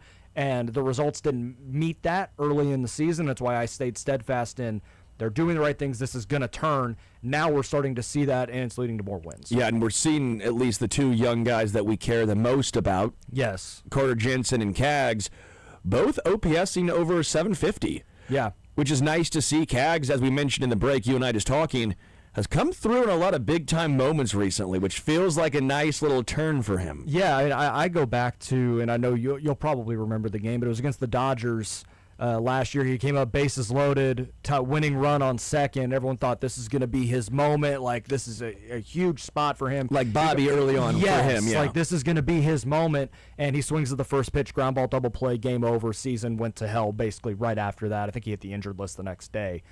But now this is 2 times he's come up as the tying or go-ahead run, late game, against a closer, and a closer, Munoz, who this year has not been as good, but a track record of the last 3 or 4 years, one of the best in the league, and just slow heartbeat, just didn't try and do too much, didn't need to try and dead pull a homer, just rope a ball up the middle, and it was going to score a run with Lane there, get a ball into the outfield. And he didn't try and do too much, and I think that's the biggest thing. So often last year you felt like he was trying to do too much, and that led to a lot of the results we saw. He was almost trying to just force the issue. Feels like he's letting the game come to him a little bit more, and now we're seeing the positive results of that. He mishits a home run on Friday where I thought it was going to maybe get to the warning track, and it's 5 rows deep. The power is ridiculous. You're starting to see those outcomes for him more now, and the other part of this, the short-term memory. He had a disastrous first 2 games in Sacramento. 0 for 8, 6 strikeouts, and it looked like rookie Jack with the way the strikeouts happened, like ugly chase. Again, trying to do too much, but to turn the page the next day and get a home run to get you the lead back, and then to have the game he did on Saturday, it shows the growth and the development that he's continuing to have and why I'm still so high on his ceiling. Joel Penfield is our guest. When it comes to him facing lefties, I've been pretty adamant on, I don't really care who it is. I want to see him against lefties. I can comprehend maybe Tariq Skubal, Chris Sale. I couldn't comprehend Jeffrey Springs. That to me, by the way, Jeffrey Springs has a reverse split traditionally. Yeah. So that's not analytics. That's the opposite, actually. What you're doing now is 1960s baseball of, well, he's a lefty, he's a righty, that's what we're going to do. You drafted him 6th overall. He came up, I know it wasn't a starter, a huge home run late against a lefty. Yeah. I get he might not be good against lefties. He might never be good against lefties. But we didn't see that in the minors. Why not try? It's not like you have, it's not even a Starling Marte conversation necessarily, but you'll play Michael Massey against lefties. You'll play Vinny against lefties. Guys were struggling. Why not put your second, anywhere from first to third best power hitter in your lineup? Yeah, I'll push back on the Vinny aspect of it. He's got enough pelts on the wall that, like, you have that guy in the lineup every day no matter what. Sure. When it comes to Jack, there are certain times where I'm like, yes, get him in the lineup no matter what. I don't, certain exceptions you mentioned, like a Skubal type or just like that. One of the best lefties in the game. Yes, sure. There's a reason why he didn't Jeffrey start. Springs was my no, but the only reason I will explain it is Jack struggles with spin. And that's one thing that Springs will do, and he loves throwing that slider down and away to lefties. Sure. And we have watched Jack swing you could throw the rosin bag into the right-handed batter's box. But Salvi does it against righties. I know, but again, pelts on the wall. Like, there's a difference there. I understand it, and I do want to see him get more opportunities against left-handed pitching. But like I mentioned the previous 2 days, 0 for 8, 6 strikeouts. Sure. Take the day. Get ready to go to Seattle, where you're going to face 3 righties. We need your head right, and then that off day clearly made some kind of difference. You had a really good series there in Seattle, so yeah. I think it was more to do with what happened the previous 2 days than it just being purely a left-on-left situation. Yeah, and that's totally fair. Just for me, I want to see more Cags because I do think he's not only part of the future. I think he's part of the now. Yes. I think for me, what's been surprising and maybe uplifting is he's doing this without really hitting a lot of home runs. He's OPSing 755, and it's not based on him slugging, 475, right? It's not him saying, okay, I'm hitting 210, getting on base at 260, but okay, I have a lot of home runs. He's done a lot of the little things that his defense has not merely been adequate. I think the goal was, can he be slightly below average defensively? And he's actually pretty good. He looks good. Really comfortable out there. Well above average. I've been impressed with Cags. Carter Jensen, I've been impressed with the bat. I've been impressed with the power, leading the team in home runs still with 6. I've been surprised at the defense. If you would have said who would have been better defensively this year, I know Carter Jensen, the bat was ahead of the defense. I get that. But if you'd have said, who's better in 2026 defensively, Cags in right field or Carter Jensen playing his traditional catching position? Well, I'd have said, yeah, obviously Carter. I don't know if Carter's in his head a little bit, but it felt like even Lugo the other day was a little upset with passed ball, wild pitch combo, whatever you want to call that. And at this point, I think Carter defensively doesn't get the benefit because he has had a lot of pass balls. Yeah.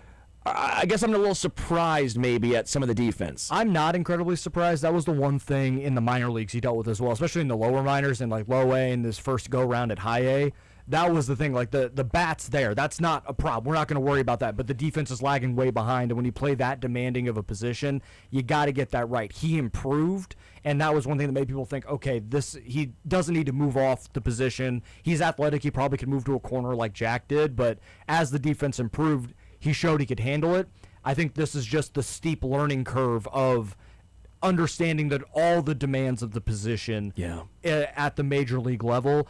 He does a good job framing. I think he's focusing on that too much. Way too much with the ABS system happening. Which I mean, there's still value in what he did, but get in front of the ball. Like that, Yes. Salvi has never been a great framer, but he's going to get in front of the ball more often than not. Rare exceptions where it does get by him as a pass ball. It's happening too much for Carter, but they need him to figure it out, and I don't think sitting him and just making him DH as somewhat of like either a punishment or just, hey, we can't have this. But to his credit, he caught day game after a night game back-to-back days, and they were doing really well. Like, he gives up to only 2 runs in that game, and then only the 1 run that Bubic gives up on Sunday, where I think his catcher ERA was flirting with 6 before that. So yeah, Salvi was still leading by a pretty sizable margin yet again. So I do think there is still room for improvement. He's shown in the past that he can get it right and that he can improve defensively. If it were his defense has always been a problem, then I would understand moving him or off of that position or just DHing him and letting Salvi and Elias Diaz handle it. But because he's shown that he can work through these things, I think he's going to be fine going forward. Even if this year it's a little rough, first 162-game season, you're up with the big league club all year. I would look more for year 2 to be where Carter really starts to take that leap forward on defense. How I want to see Cags versus lefties, even if he struggles more, I want to see Carter continue to catch more because that's the only way you learn. Again, it's not just for the future, also for the now. It's a combination. Again, we know this team has playoff aspirations. I still think they should be playoff aspirations, but I still think you need to have Carter and Jack at times work through their learning curve struggles because they are young, but they also are, again, a big piece for what this team has to become. 2 guys offensively, again, while we were talking about a nice little road stretch, 2 guys who Vinny kind of getting it going at times. Yeah. A little bit. I think Jack brought up a good point in the first hour of maybe his swing speed and bat speed has been down dramatically. It's in the 17th percentile, not good. He had that back injury, which I do wonder how much that played a factor, which is a very fair conversation to have. But again, the numbers overall for Vinny, not great. Salvador Perez, not great. But you almost have to play those guys because there's not a lot of power options on this team. I think my gripe would have been, at least earlier on, drop those guys down. Don't have them back-to-back for sure, 3-4. That seemed to be a disaster. But again, for the team's success long-term this year, those guys have to be a big part. Where are you at as far as Salvi and Vinny breaking out of their slump, and where do you see them landing long-term for the 2026 season? I still think Vinny is going to end up flirting with 30 and 100. He finds a way every year. He had a rough April to begin 2024 and still ended up with, I think, 19 and 97 before the broken thumb. And then last year was disastrous in April and still ended up with 30 and 110. So I would not be shocked if he finds a way to get himself there. Then it just kind of makes you wonder, like, what if he didn't have a terrible April again? Every single year. And I can't figure out why. I don't think it's for lack of trying. Like, it's, he did some good things. Like, he actually wasn't swinging and missing a ton and wasn't hitting the ball on the ground a lot. It was just, like, so there was a certain element of batted ball luck as well, but his strikeout rate was a little higher, just not seeing it really well. Seems like he's starting to come around there. With the swing, it looked like a guy, and I know you can probably understand this, a guy with a 2-way miss off the tee. Like, too early, too late, couldn't figure it out. Once he started to get the timing down, the power outcomes have started to follow. Seems like he's starting to trend in the right direction with Salvi. He's starting to figure it out a little bit. He had a decent home stand. He hit the ball all right there in Sacramento. I don't think he should be hitting 4 for this team right now. Like, it's been one of the biggest dead weights in this with this offense is him coming up in the runners and scoring position.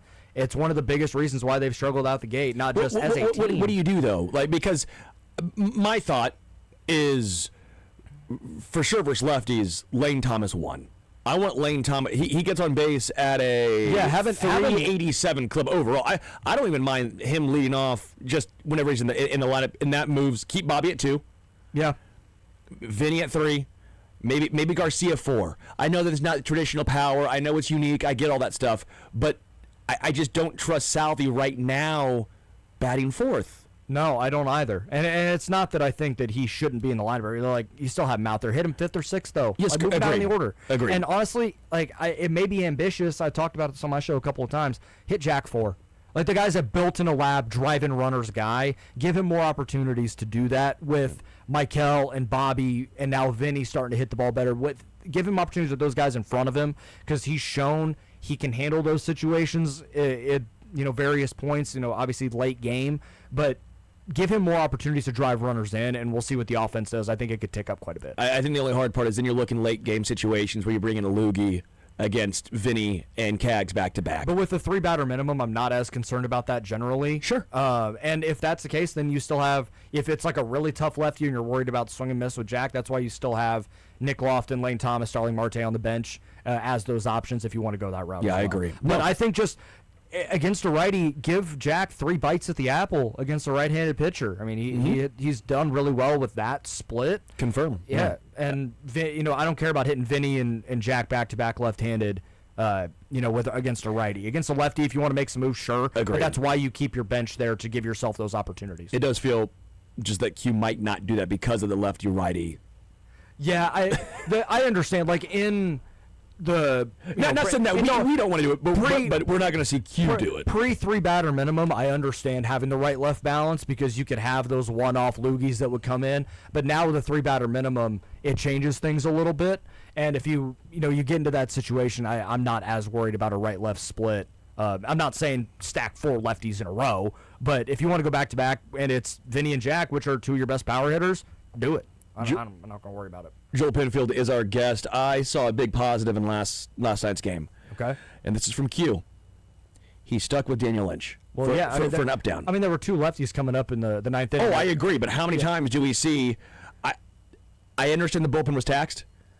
I understand that Lucas was not available. Strahm probably wasn't either. My point is he didn't overthink it. I think, I don't know if he would have gotten a Lang necessarily, but he was up warming. He was warming up, but if the game got out of hand, that's when you go to him. But you just don't know because I never know what Q's going to do. Last time we saw Daniel Lynch deal, we think he's going out for one more inning. He turns to Lang, I think it was Lang or Schreiber, and they got absolutely rocked. And it was the. I know what game you're talking about. I don't remember. He threw like 8 pitches before. Stick with him, and so I was thrilled he did not overthink it. So when I give criticism when he does something wrong, what I view to be wrong, I'll give him credit when I think he does something right. He probably was going to do this no matter what, but he didn't overthink it and stuck with Lynch, and Lynch rewarded him by very easy 3 strikeouts, 1 1/3 inning. Lynch looks like a dude right now. He has been the Royals' best reliever by a wide margin. No, he's been great, and I was very wrong on him coming into the year. He was very much an afterthought in my mind, given what we saw last year and the way that the peripheral numbers had looked. He not a guy that strikes out a lot, not a guy that walks too many, and he got a lot of BABIP luck last year with just the batting average on balls in play. Yeah. Just he got a lot of lineouts, got a lot of hard, deep flyouts that found gloves. Oftentimes that swings back in the other direction over a larger sample, but he's been able to mitigate that. The expected numbers are really all in his favor, and so this is a legitimate breakout for Daniel Lynch, and not just him dancing through the raindrops like he did last season. I think if there were 3 righties coming up, they probably don't go to Daniel Lynch, and that's just my 2 cents. Because I saw Lang, and I got faked out by the broadcast. I know like Jack did. I think we all did. I think we all did, yeah. In which I was sitting there like, oh boy, say your prayers. But then I saw Young and Crawford coming up like, oh, that makes sense. Yeah, they're going to go back to Lynch, and he gets through it, and it saves your bullpen. You don't have to go to Ursig 3 days in a row. And I think it's an earned opportunity for Daniel Lynch with the way that he's thrown this year. He, Strahm, Ursig, it's a good back end of your bullpen right now when those guys are all on heaters at the same time. Like they have been over this last week and a half. It's no coincidence that they're winning these games. Mears had a couple of solid outings this week as well. Yeah, agreed. Linder Avila certainly looks like he could be a really good reliever for this team, like I've been saying for months. And it's all starting to come together. Can I go to one more Q decision? I don't know if you heard on Friday night, and this is a little bit of your ire as well, just like a tapping noise around Kansas City on Friday night when Lane Thomas came up and pinched it for Jack, and then he actually came through. Everyone was deleting their tweets. Everyone had him queued up and ready to go, and they just had to fire him into the drafts for later. Against lefties, I like Lane Thomas. That's his job, and he's done a good job. And honestly, Lane Thomas, for a slow start, has really been good. He's done exactly what they've paid him to do. Hit lefties, get on base, and just don't be a disaster in the field. And for, I think, $3 million or whatever, like he's doing exactly what they've asked him. He's as many walks as strikeouts, which in today's day and age is wild. 13 and 13. Getting on base at a 387 clip overall. His slug's never going to be, I don't think, very high anymore. A few years ago, he had, was it a 2020 season? 2022 or 2023, he was really solid. It just hasn't quite come back. But he started to hit the ball better as of late and actually barrel balls up a little bit more, which is a good sign. And I don't know if he's necessarily going to be in the lineup all the time against righties, but with his ability to walk, you can hit him 6th or 7th, and it gives you some on base at the bottom of the order for a Kyle Isbell to lay down a bunt, get it back to the top of the order, something like that. Yeah, I've been a fan of Lane Thomas. I was a fan of the signing. I was looking dumb early on. I feel like I'm looking a little better now at this point. Two guys I've been worried about, want to get your concern level with. Okay. Cole Reagans and Noah Cameron. Yeah. Obviously, Noah Cameron, I think we saw some regression coming last year, felt a little, but I don't think it was going to be this. Now, again, as he's your 5th starter, you're not expecting a 2.9 on ERA, but can you be a low 4s? Ryan Bergert being injured, not great, but you do have Kolek and Bailey Falter, who last year, was it last week? I think they both came back and had a rehab start and both looked solid in that. Yes. But you want Noah Cameron to still be your 5th, and he's going to have a longer leash, I would imagine. But the underlying numbers look really bad. Yes. And I've said over and over again, the slider has 5 inches less of vertical break. And so it's basically a cement mixer this year. Last year is really, really good, above average. Yes. This year it's been really, really bad, below average. And so overall it's been a disaster when you throw 92 and you throw a cement mixer. I don't know where you land on Noah Cameron and where your concern level is, but it's fairly heightened for me right now. Yeah, I agree with you. I was not coming into the year expecting Noah Cameron to be another, sub-3 ERA guy again. Like, I think the way that the expected numbers bared out, like, basically his ERA carried a lot of the Rookie of the Year case outside because he really didn't have the strikeout numbers and some walk stuff that, allowed a lot of traffic. And so I wondered coming into the year, okay, but with him being your 5 starter, as long as you're not a complete disaster, you're going to be able to get me through the 5th inning and let's turn it over to the bullpen and give us a chance. He did that a lot last year. He was really pitch efficient. Some of the efficiency stuff has gone away. He's getting hit harder. He's giving up more home runs. The strikeouts are okay, but it's still probably not where you want it to be. And one thing that he did really well last year was he was going to throw all 5 pitches in the zone and command all of them to all 4 quadrants. Not seeing that as much this year. I want to dive into the numbers at some point, but just anecdotally, it doesn't look like it's the same type of guy, and I think some of it is he's getting hit harder now. Don't want to be in the zone in certain areas to not get hammered, and then when that happens, then you're nibbling too much, and then you have to get it, and then you're behind. You got to get back in the zone, and then you get crushed. And he got blitzed by them by the A's on Thursday, and it's just kind of been the same thing. He had a solid start against the Angels, got away from him in the 7th, but the first 6 innings looked like quote-unquote vintage Noah Cameron, like what we saw last season. So I am a little more concerned about him, but with him being the 5 starter, as long as he's able to put together a couple more good starts, back on track. I'm not as concerned about Cole generally. I mean, he's been a little more inconsistent, but the strikeout numbers are there. He's keeping the walks down over the last couple of starts. When you throw a high-spin, high-vert fastball, if it's down in the zone a little bit, it's going to get crushed. That happened to Verlander for years. Just sometimes you miss location by a couple inches. Sure. And it's going to get smoked. But he gave up solos. Solos aren't going to kill you very often. And he's been able to hold his velocity a lot better, which has been – he did it in that Angels start. He was throwing 97, 98 into the 6th inning, which we haven't seen him do a lot. He pushes and pulls the velo to hold it, but he said after that game that he found something mechanical in his side that allowed him to finish more downhill and be able to drive the ball a little bit more. We saw that in Seattle as well. I know the results were not as great as what we saw in that Angels start, but we still were seeing 6s and 7s into the 6th inning of that game, which long-term is significant for him if he's able to stay healthy. Gives you more margin for error when you're throwing 97 at the top of the zone instead of 94. Yeah, it makes a huge difference for him specifically. I think Cole Reagans, I'm less concerned about. It feels like he's about to turn a corner. If you want to know on Noah Cameron why the numbers have been what they've been, his fastball value last year was 18th percentile. Not good. His fastball value this year is 28th percentile. Still not good. His breaking ball last year percentile-wise, 99th percentile. Really good. This year, it's 2nd. Oh, boy. So if you want to know why he struggled, it has been the Breaking Ball. Not a surprise for anyone, I don't think, if you've been watching, but it's even more dramatic than you would expect. Hopefully, he can get that figured out. Before I let you go, what do they do against the Guardians? What do they do this series? I never try and say anything definitive about the Guardians, because anytime I say that, this is the time they're gonna, the Royals are gonna take it to them, they end up winning 3 of 4. So, 4-game series. Yeah, 4-game series. I think you come out of this with a split, I'll feel pretty good. I think they have it. To be fair, they went, and I think they lost 2 of 3, and both games were pretty close late. I feel better about the bullpen now than I did then. And when the margins are like that, and you're a coin flip type situation, the Royals have found a way to win more of these close games.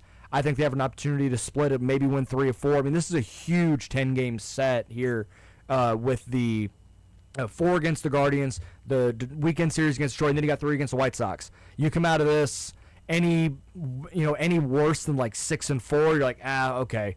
They still have a lot of work to do, but if you go 6 and 4, 7 and 3 in this stretch, you're right back in it in a division that is still winnable with no one being able to pull away right now, and you'll put yourself in a good position for a wild card spot as well. Agreed. I think the bullpen being better is better in these, obviously, in these close games and at home. Yes. They have been traditionally this season better at home than on the road, although, again, when you go 4-2 on your last West Coast swing, that'll help a lot. Joel Pinfield, One Roy Way Pod, as well as KCSN. Joel, always appreciate it. Thanks, Sterling. Appreciate it, man. We'll take a break. We'll come back. More Zen. We'll hear from Andy Reid on the other side.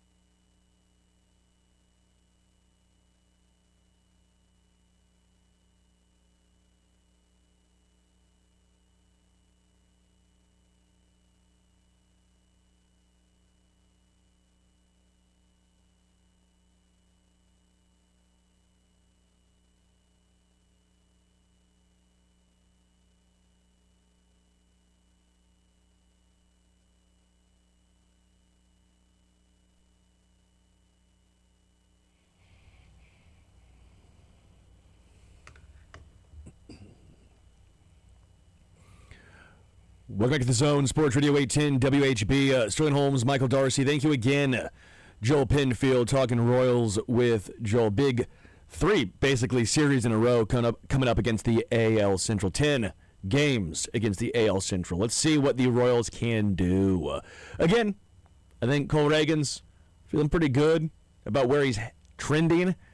Noah Cameron mentioned that breaking ball from 99th percentile last year to 2nd percentile this year. That's a big drop-off. And when you fall behind in the count, it's not great.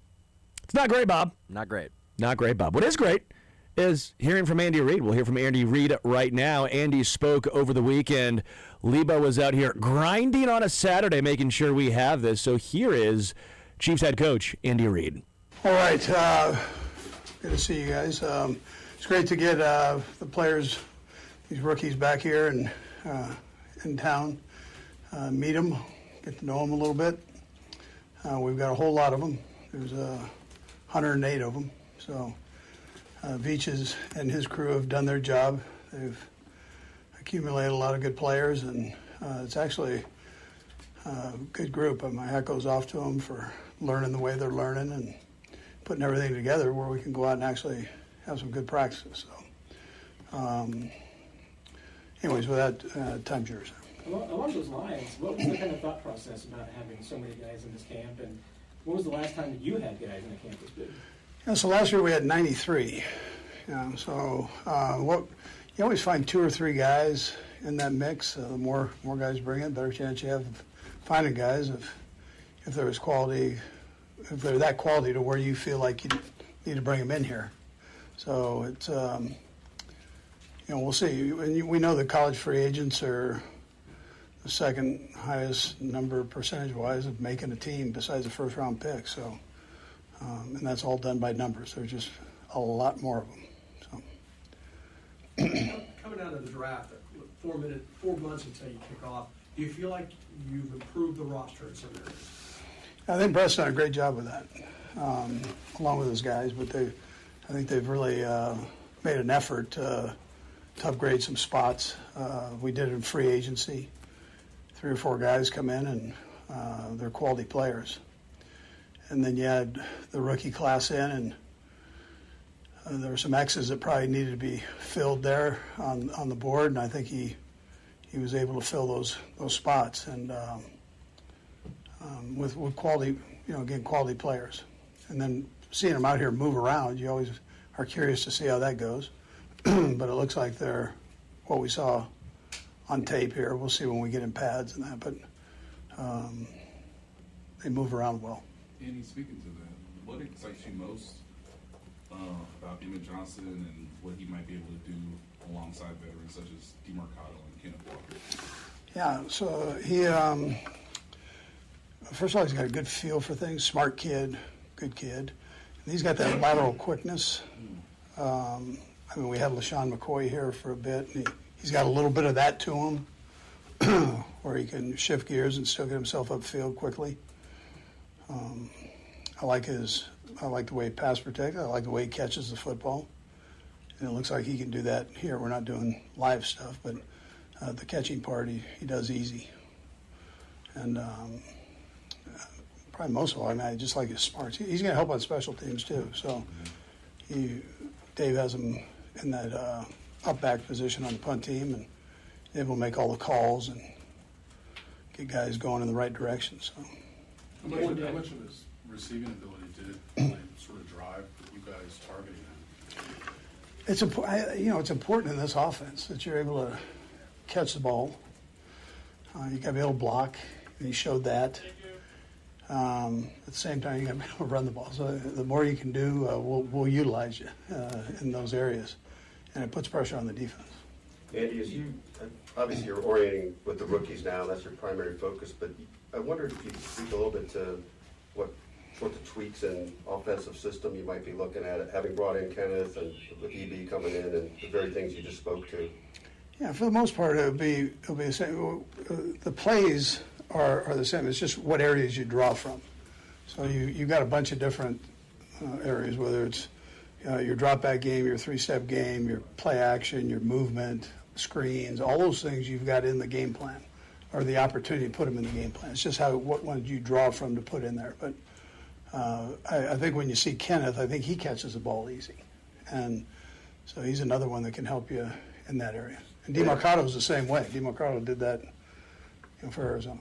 As you've studied it, I mean, you're going through the whole thing, of course, but do you find yourself thinking about different aspects of it than maybe you have in recent years, or not really? Well, we've got one ball, so we just. But if you've got talent, we're going to try to get it to you and move it around. And the base premise is to make sure you keep the defense on their toes and to score touchdowns. So we've got guys. We should have guys, if they're all healthy, perfect world here. We should have guys that can do that. Coach, he has some new coaches in as well. I got you. Go ahead. Eric, you've known for a long time, but what have you learned about Chad O'Shea at this point, and then maybe a little bit about DeMarco Murray as well? I like the way they go about their business. They're thorough. They're good with the players. They're demanding, and they're asking these young guys here to do what they do. And then we have meetings with the other guys, so you get to see them operate in the meeting room and hold people accountable. So I like that part so far, and they seem to be good teachers, which is the primary thing. Coach, your top 4 picks. Go ahead. Let him just grab one here. He's raised that hand like 5 times. I'll come back to you. That's right. That's right. Just your impressions of a couple of the undrafted guys. One of them's coming in here, this John Michael Gillenborg, and Jeff Caldwell as well, the tall wide receiver from Cincinnati. Yeah. Both, I think, are quality players. It looks like out there. It'll all be about the urgency, confidence that you put forward, know that you belong, and get yourself mentally prepared that way.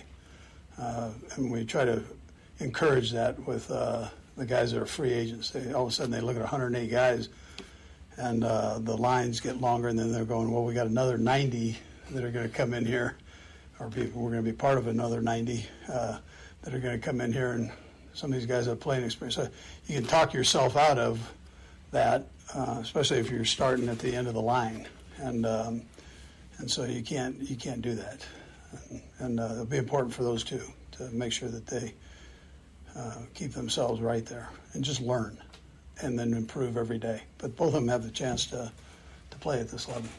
Yeah, it's the first time we talked to you through this draft. The top 4 picks were defensive. I guess why was it so critical as a staff and personnel staff that you felt going in that Sure. was important? Yeah, well, I thought we had, first of all, the majority of holes there, but they were also good players that we had a chance to put in position there. So, and I mean, I know how important defense is. I know I've got this offensive thing going, but it's but defense is a major league part of the winning in this league. So, Herbie, Coach, you're about 3 weeks away from OTA's Phase 3. Patrick Mahomes' recovery process. How much do you anticipate him doing once OTA start? Yeah, we've got to see on that. He is in a good position to be able to do some things. There's some rules and regulations that go with that, Herbie. So we got to just make sure that we're on top of that part. But if he can do some things, phase 2, remember, is there's no contact, there's no offense versus defense. So it's phase 3 that you get into that, and once you start the clock, then the clock's got to be rolling. So you just have to evaluate what you want to do there. But he's in a position where he can do everything, I think. I apologize, Coach. Just a quick follow-up there.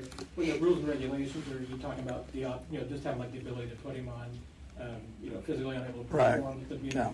Yeah. Sam?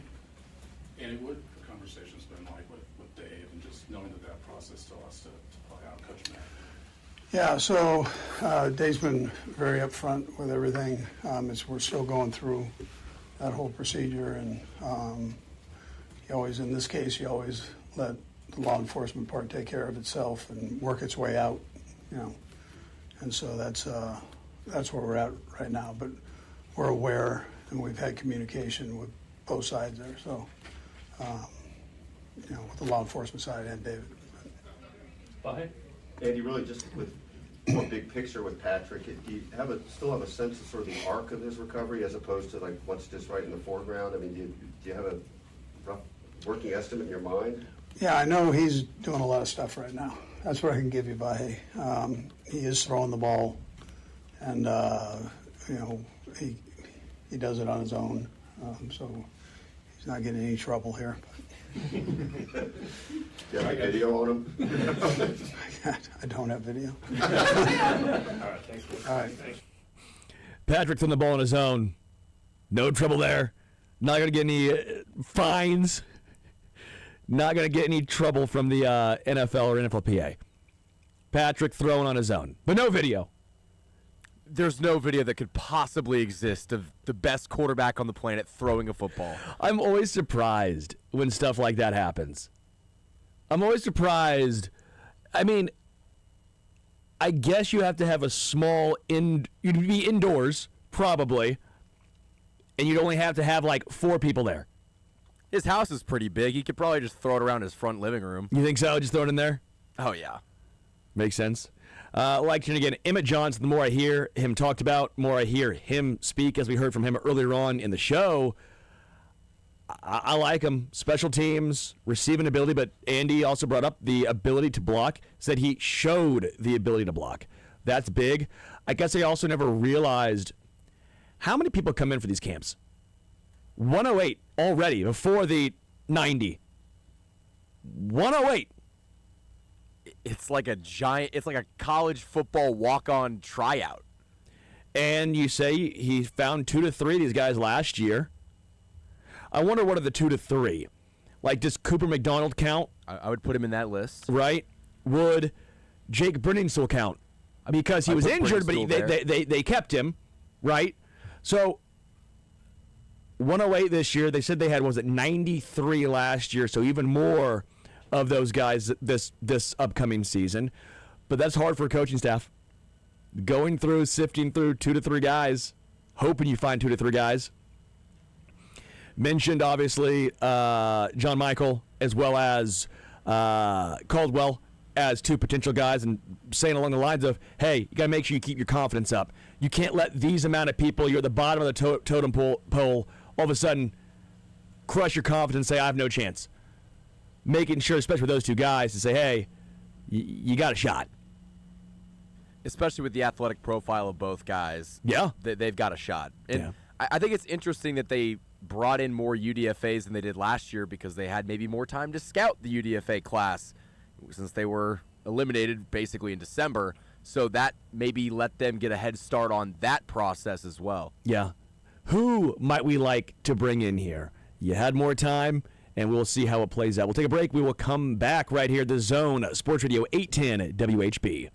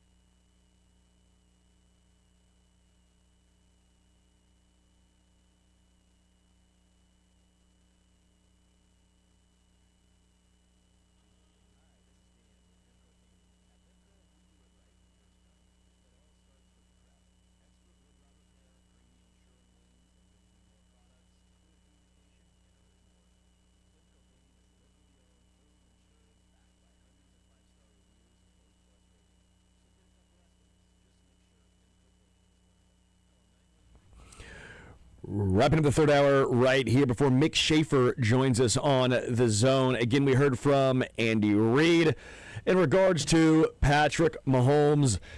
Chiefs are scheduled to have their first 3 OTAs May 26th through the 28th. And according to Andy, quote, he's in a good position to be able to do some things. If he can do some things, he'll do it. Phase 2, remember, there's no contact. There's no offense versus defense. It's phase 3 that you get into that. Andy Reid went on to say he's in a position where he can do everything, I think. Goodness gracious. He's in a position where he can do some things. If he can do some things, I think he will be able to do some things. But only if he can do those things. We need football back. We need it now. Hey. Can you do the thing? We'll have Mick Schaefer now.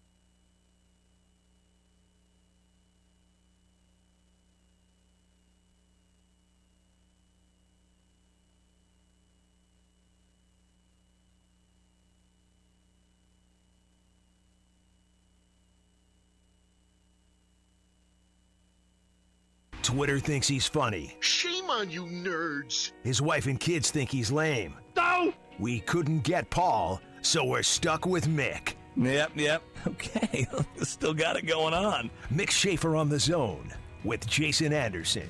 Hold your ears, folks. It's showtime.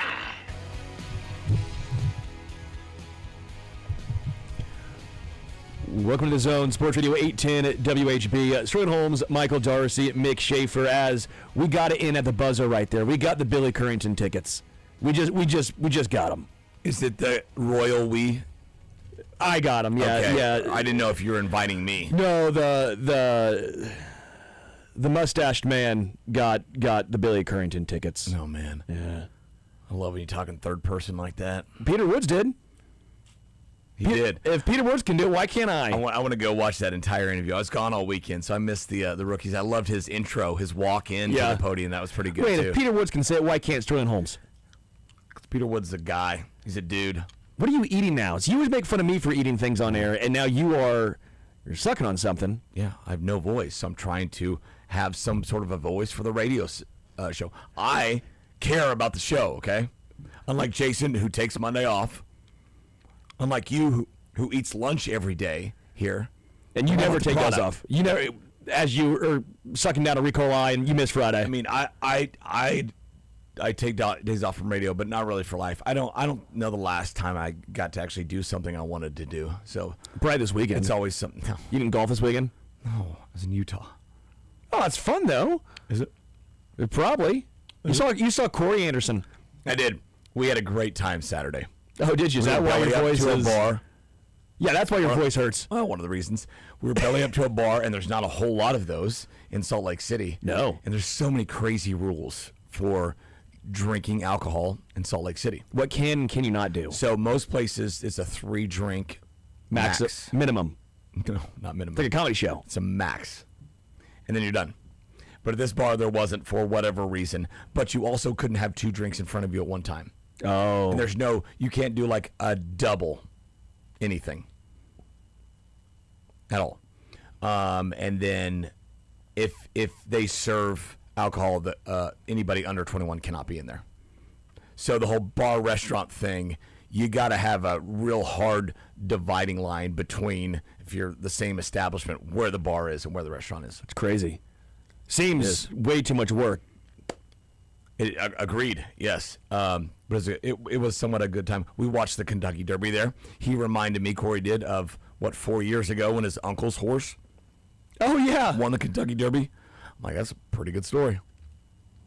I did karaoke on Friday. That's great to hear. Yeah. What song did you do? Picture by Kid Rock and Sheryl Crow. Did you sing both voices? No, that's why you do it, because then a girl has to get up, because I need help. Who's the girl? Someone has to be my Cheryl. Was it somebody you came with? It was somebody I know, yeah, but yeah, I mean, but someone has to be Cheryl. That's how you get people to do it, right? Because I'll be Mr. Rock. I need somebody to be Mrs. Crow. Sure, yeah. And so then I'm out there, so I'll sing. And let's be real, Kid Rock's not like he's out here, really changing the world when it comes to the vocal range. Sure, it's not like 8 different octaves. Yes, correct. So I'm not trying to sing Minnie Riperton out here. So loving you, like I'm not trying to do that song. Sounds like you were just trying to sing. Well, I can't, but I'll do it. I'll try. I mean, come on now. I'm not going to not try. Well, yeah, you think you're good at it. So no, I know I'm bad at it. Yeah. I know I'm bad. I can't sing. That's why I did this. But it's a smooth move. So my karaoke song's Picture. I think it gets the people going a little bit. What about you? Where do you normally? You're just like Tequila or something. No, I cannot say the name of my lone karaoke song. I will sing every single time. I don't sing another one. I can't say it on the radio. Why? Is there a cuss word in it? Who sings it? Tenacious D. So it's not Wonder Boy? No. I would have said Wonder Boy. Yeah, it's not Wonder Boy, huh? Mm-mm. Oh, hard. Second word, yeah. No, that's not the second. No, it's not in the title. It's not hard bleep. No. Okay. Well, that's a good one. That's a good one that you could have sang by Tenacious D. That's real. It doesn't compare to this song. It's the greatest song ever created. It's not karaoke. That's tribute. The song, the greatest song ever created, is literally called tribute because that's actually what the song's about. It's a tribute to the greatest song in the world. This is actually better than that one. Wow. So, I'm excited off air to hear what this is. Just see if I remember. We'll see if I remember. That's the real question. We'll be on to something else. Yeah, we'll be We'll be well past that. Yeah, since we just heard from Andy Reid, let's hit on this with you. So 108 guys this year in camp. It was 93 last year, and Andy said I think he said he found 2 to 3 guys last year. I'm assuming that would be Cooper McDonald. I wonder when he says 2 to 3 if the half kind of person is Jake Brittingstool, who made it, but they'd already signed him, right? Is he counting those guys that have already signed contracts or not? Yeah, I didn't know how that really broke down. I bet it was outside of those UDFAs who had already signed, with the practice squads being so much bigger now. Sure. Snuck a couple of those guys on. But, I mean, I'd never realized it was this large. What was the camp? The camp. Yeah. The camp. Michael, I saw you. Well, it's not all, and I feel like there's some second-year guys in there, too. Those, bottom of the roster, second-year guys come in and get some work as well, just to make sure you have full first, second, and third teams or whatever. But I feel there's always a ton of guys out there. It feels like it's a mini camp or a training camp, which has 90 guys out there, right? But it sounds like they had a few more this year. And maybe there's a need for that. Maybe there's a few more spots on this roster where we could mine for some diamonds. Well, when you went 6-11, maybe there's stands to reason. Stands to reason. You might need a little extra, little depth, a little help there. A little extra depth. Yeah. And then, the Chiefs are making their rounds on all the morning national talk shows for Patrick Mahomes going to be ready by OTAs. Yeah, so I love that when we hear it. Here's what he said, which was literally nothing, but he is in a good position to be able to do some things. If he can do some things, he'll do it. Remember, phase 2, there's no contact, there's no offense versus defense. It's phase 3, you get into that. Yeah. He's in a position where he can do everything, I think. Yes. So, what? Yeah. Thanks, Andy. Again, stands to reason. First of all, he's got a yellow jersey on the entire time. Yeah. Second of all, like you said, there's no contact there. And third, we've already seen him drop back, plant, and throw the football, which that would basically be what he's doing. Yeah. Right? And some indie drills, get him out there, get the helmet back on, and start from ground zero. So I didn't take that as any sort of groundbreaking news, but I mean, doesn't take much for the national shows to get going, and they did this morning, especially when it's the NFL. Any shred of, and it's Patrick Mahomes, right? Well, you get Any excited. shred of news. Yeah. You get I mean, even for us, we heard Brett Veach almost trying to temper his own expectations. Andy Reid, it sounds like, again, almost trying to confuse us and temper his own expectations. He says that he's doing all of these throwing workouts on his own, so we don't get in trouble. Nothing to worry about there. Asked if there was any videos of him throwing it. No, he said, no, we haven't got any videos, with a chuckle. Yeah. So we'll see what that actually means. No. The whole time I've said I would be surprised if he's not the starter in week 1. And more I feel more confident in that. Because we know his mindset here, right? We know Patrick Mahomes. He was going to live in the training room, whether it was here or in Dallas, mid-flight on his PJ, whatever. He was going to maximize every second of every day to get this thing back to health as quickly as possible. And we've seen his history of injuries. He's a quick healer, man. He's Gumby, dude. He's Gumby. Comes back quicker than most people, and maybe it's his off-season, training with the tendons and the ligaments with Bobby Stroop and everything, or maybe it's just how God made him. But he comes back quicker than most from all these injuries. Last 2 words of your karaoke song are "Her Gently." Got it. Yeah, I nailed it. Yeah, okay. You nailed it. I nailed it. Come on. Well, someone's getting. Well, did somebody text you? No, I just thought I was just halfway through you talking. I go, I have no idea what Mick's saying right now. His mouth is moving, but I know it's. You pointed at me. I was like, oh, Sterling thinks I made a good point. Yeah, he just ruined the Tenacious D song. I have no idea the point. It could have been anything, but I would have been like, yeah, no, I know. Her Gently. That's the first word is being left out. It is a love song. It is for the ladies. It is for fellas. Listen closely. Listen closely, because you don't always have to. Sometimes it's not right to do. Quite frankly. The song, then. Very, very, very well. Yeah, I mean, I grew up during the Tenacious D era. That was me, in high school. That was it's a song. You go to piano bar at Mizzou and ask the people to sing it. They would. one guy I'm getting more and more thrilled by, hearing him speak, obviously Saturday, and then we played it today, that hearing Andy talk about him as well, is Emmett Johnson. Emmett Johnson has wooed me. Yeah. He's wooed me because one of the first things that Andy said was quote, showed the ability to block, which is obviously big for a running back in Andy Reid. You have to show the ability to block. He can catch the ball out of the backfield. Special teams can do it all. He seems like a really smart guy. We saw the efficiency numbers at Nebraska, what he did last year, top 5 back last year. I keep getting more and more excited by Emmett Johnson and the turnover of this running back room. Yeah. I love Kenneth Walker. Love the signing. I don't think it was an overpay, but he has had his share of injuries, even if they are in the game. Right, he might play 16 games, but he might have to sit out a couple drives here and there, right? We've seen a little bit of that with Kenneth. So who's the next guy up? Well, I think DeMarcado is a nice depth piece. I think he is a explosive back, but you're not giving him, 10 carries if he goes down, 15 carries if Kenneth goes down. I think that's where Emmett Johnson really fits in. He feels more of a fit than even Brashard Smith. Brashard Smith last year was can he beat Jerick McKinnon? We say that about every single guy who's a, catch first running back. Mm-hmm.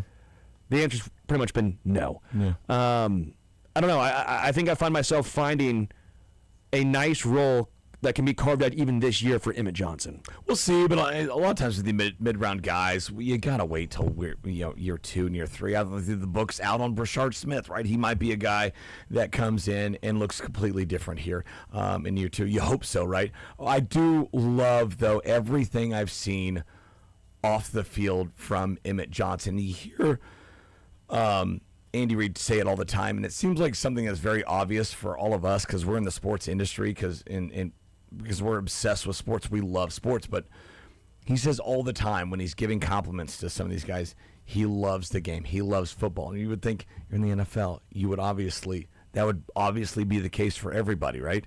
It's not. Turns out it is not the case for everybody. A lot of these guys are just blessed with great athletic ability. They've moved up the charts. And yeah, they like it. You like to be good at something, but it's not a passion for them like it is a Patrick Mahomes. It's a passion, it seems like, for Emmett Johnson. You hear the stories about him selling himself to colleges and trying to get looks here and there, sending his tape out. The Chiefs put out something with him today, and he was great on the socials. His What's Up Chiefs fan. You can tell he's just bought all in. He's going to wear number 10, which is like, okay, but he found out today he was born on October 10th, 10/10, so it makes sense. That's his number. And shockingly, 10/10 was taken. 1,010, yes. Yeah, shockingly, you couldn't. It was Mercado is going to wear it. It was. Might be we're only a few years away from maybe a triple-digit number in the NFL, just because they're like, whatever. Why not?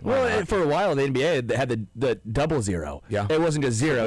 It was 00. Two different numbers. Yeah. Yeah. I always found 00. I don't get why is that legal? Why isn't 01 allowed alongside 1? Yeah, that's the same deal. I would go 007 because obviously.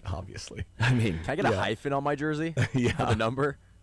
But I think with the running back room, they've kind of thrown some numbers at it this year. Yeah, this offseason, where like, okay, can one of those guys hit? I will say, actually, in elementary school, my number was 99.7 for 99.7 KY.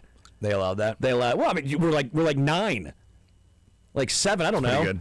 That's pretty good. That's pretty for the radio station. So someone could, I guess, 810. You could do. That's just 3 letters. There's no decimal. But yeah, it's also 3 numbers. I love the decimal. 99.7. I found one of me when I was like 7 years old. I don't think I've ever seen that on any jersey, man, woman, or child. But that does not surprise me. You're the one that's put a decimal in there. I wish I still had that. That's electric. I'm going to give 99.7% of my energy every time. I'm never giving 100. I'm always keeping a little back. That's a lot, though. That's pretty good. That's a lot. That's I feel a like lot. If you give 100%, you might die. I might die if you actually give 100%. So I just gave 99.7. Yeah, you're good. Yeah, that's just math, quite frankly. But going back to Patrick real quick, when people say no one's going to work harder, a lot of times you roll your eyes and I'm, yeah, of course. No, with him, no one's actually going to work harder. But you might work as hard. As hard, sure. But you're never working harder than Patrick. No. And that's a guy that's passionate about sports. He's a sports fan. He realizes the history of the game, and he realizes that this is kind of a seminal moment in his career to where, like, okay, we're about to start kind of the back half of it. I'd like to think there'd maybe be more than, is it 8 years he started so far? 8 more? More than that would be great, but I mean, don't be late 30s at that point. But it's a big moment in his career, and he can kind of not reinvent himself, but chance to have kind of this comeback story here. And maybe there might be parts of his game that he tweaks or changes coming back now that he's hit the decade of the 30s, and he's coming off this very bad injury. So we'll see. And I think we'll see, like I said, sooner than later. We'll see some stuff out there at OTAs and training camp. And yeah, it's a later start this year, right? Like September 12th, is that the first? Well, he's also had more time off, not just because of the injury, but because the Chiefs weren't going deep in the playoffs. The whole team has. Well, yeah. A reset period. Yeah, it was but I'm just saying it's maybe that extra week or two will help, and I will be surprised if he is not the starter in week 1 for Kansas City. He's impressed me, because I was almost trying to be pleasantly surprised if he was. I kept saying week 5. Just temper your expectations. I was trying to temper, under promise, over deliver, and so that's more or less where I was, but now I'm starting to get over promising of, no, he's going to be 100% now. He's going to be playing. We're going to find a video of him playing basketball at Lifetime in the next week. Yeah. And we're like, okay, he's 100% fine. Yeah. And look, it might matter. Hey, who do they have those first couple weeks? Is it the Raiders at home to start things off? And they're like, well, okay, we can have Fields beat Mendoza's in his first game. Yeah. Or I guess it would be Cousins, probably, right? Probably Cousins. Yeah, probably Cousins. But still, they might feel like, okay, we can actually get to 2-0 here and then save him for the 1st of October, end of September. I'm sure those are all conversations that have been had, will be had, all that stuff. But my money's still on him first week. As we transition, I want to talk a little baseball with you before we get into Learn Funniest Best. Why can't quarterbacks throw a baseball? Because if you saw Malik Willis, to say it was an airmail. I think most can. I think he's the exception. Patrick couldn't. Patrick threw him was almost. No, here's the deal, though. You're looking at. I know where it ended up. No. He played college baseball. Obviously, he can throw, but yes. Here's the problem. Don't look where the ball finishes. Everybody can throw an errant throw. You're out there and you haven't thrown from. It's all right. It's fine. Look at the form. You look at the form. Everybody's clowning on Kelsey when he spiked one. Okay, he'd obviously played baseball before. It was really good form. Mahomes has great form. Yeah, he threw it high one time. But then he came back and had threw a strike. Yeah, but don't Malik Willis though threw. That's what guys that don't know ball, Sterling. No, that's what they look at. This ball Are was. you looking at it doesn't know ball? I know so much ball. Oh my God, I feel like you don't know ball in this. Rick Ankiel with the yips threw it more accurate than Malik Willis. Rick Ankiel was a Major League Baseball Who player. had the What yips? is wrong with you? Yes. So did Chuck Knobloch, and who else had it? Mackie Sasser. They're Major League Baseball players. Of course, they threw it more accurately. Okay, the yips were like he couldn't find the strike zone. He was a few inches off the plate. No, he was not. If you remember the playoff game, that thing was not a few inches. That thing was not. Was it in the Malik Willis zone? Yeah, it was. No, it wasn't. Oh, dude. Do you remember that? He had to switch positions. I know, but he wasn't hitting people in the 4th row. He was throwing balls. God. Look, I think you forget how bad it was at one point. But also, it was also great form because he was a Major League Baseball player. Stop. Do not ever put Mahomes in the same category as Malik Willis throwing a baseball. This is you and the other people that don't know ball. Livy Dunn will get out there and shot put one at 19 miles an hour from 35 feet away, and it'll be in the strike zone, and all these non-ball knowers will be like, oh my God, she threw a strike. Can you believe that? Patrick Mahomes is worse than her at this. Well, I think she has good form. Stands to reason again.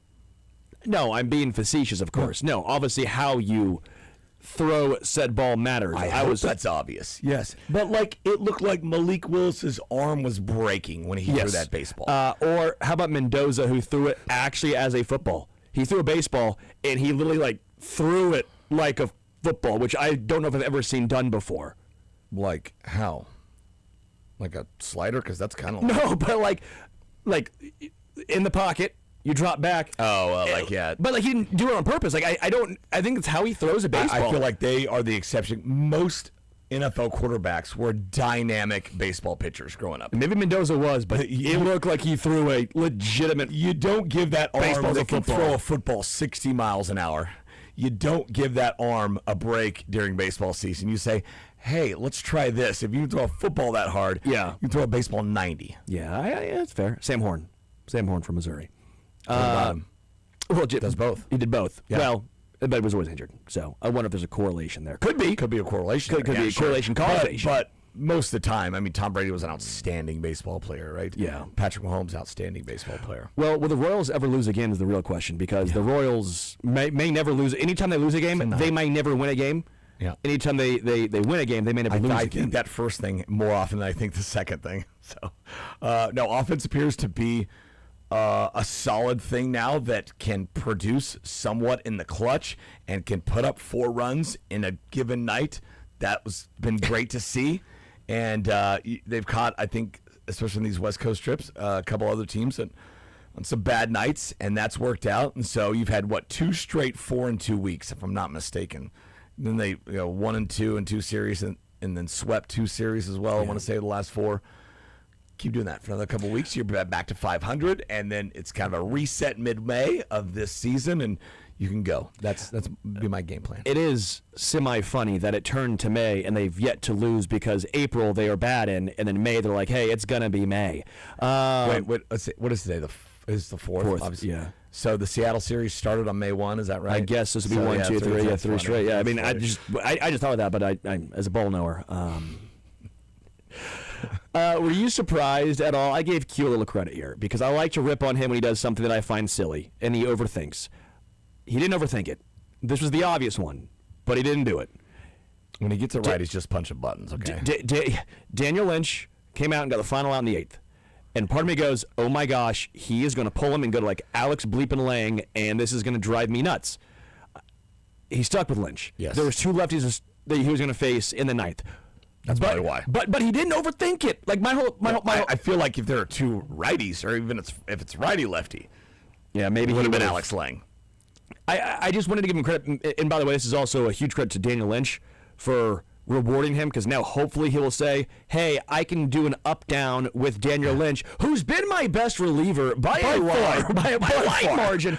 Hey, do I stick with the guy with the 1 ERA, or do I go to the guy with the 7 ERA? Tough decision. Well, one was born with the unfortunate ability to be left-handed, so Yes. I can't throw him out there. Yeah, I feel like, is he overthinking it there, or is he underthinking it? Because it's all like lefty or righty matchups. There's nothing else that goes into the equation. Everyone's like, he's so analytical, and he's like, I'm doing something that's been going on since the 1800s. Exactly. Since Tungsten O'Doyle was out here pitching. Exactly. I feel like he's just underthinking that whole deal. I have not paid attention to like the pop on his fastball, or just the movement on his breaking pitches today, and how dominant he's been in just a few pitches. I'm just going to go righty here. So it's good to see. Yes, I'll give Q credit, and it's deserved, and it is deserved some, and the offense is coming out of it. I'm not a Lane Thomas stan, but I really like some of the things he has done as of late for this team, minus some outs on the base paths. Yeah. But even the one a couple weeks ago, I was kind of in his court on it. I'm like, was that the one against? It was extra innings. I can't remember. They Which lost one? It was in the middle. It was when he's at second. There's 1 out. And there's the overthrow to third, and he takes the chance at third. Yeah. My thought there was, even if you think in your head, I have a 50-50 shot of getting to third here, what are the chances of the Royals offense at that time of scoring him with 1 out from second base? I would have put them at that point at 5%, because you watch the Apple TV broadcast. I love it, because they always put in the corner like chances of Pasquantino getting an RBI here, 17%. I feel it would have been 5 to 10%. Yeah. So I feel like that was a good gamble at that point, and that at that time that Royals team, that offense, should have just been selling out for bases, because the bats were not going to get them home. It's going to be their legs. I feel slightly vindicated after my love of Lane Thomas and that signing. You need it, and you need it for Isaac Collins too. Yeah, Isaac Collins. Well, he's picked up a little couple bit. good games. Picked up. I'm surprised at how bad the defense has been. That's been my more issue with Isaac Collins. He's picked it up with the bat, getting on base at a 343 clip. That's going to play. Lane Thomas is now getting on base at 387. That is the highest on the team. Lane Thomas is doing his job and doing it well. Let's take a break. Let's come back. Little learned funniest best coming your way. A little longer funniest, so that's why I got to take a little break now. The Zone, Sports Radio 810 WHB.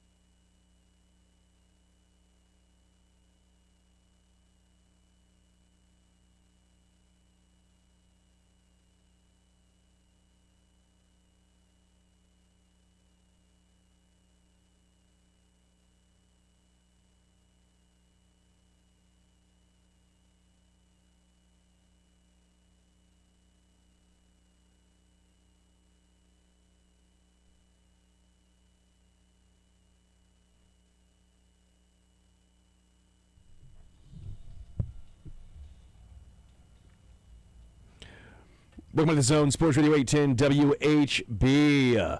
Mick Schaefer, Advent Health Sports Park at Blue Hawk, the place. Maybe that's where Jason's at right now. Yep. Little birthday party. Little promo. I'm in the volleyball world now. They're moving Kansas State volleyball 5A and 6A to Advent Health. Seriously? Yep. Awesome. Yep.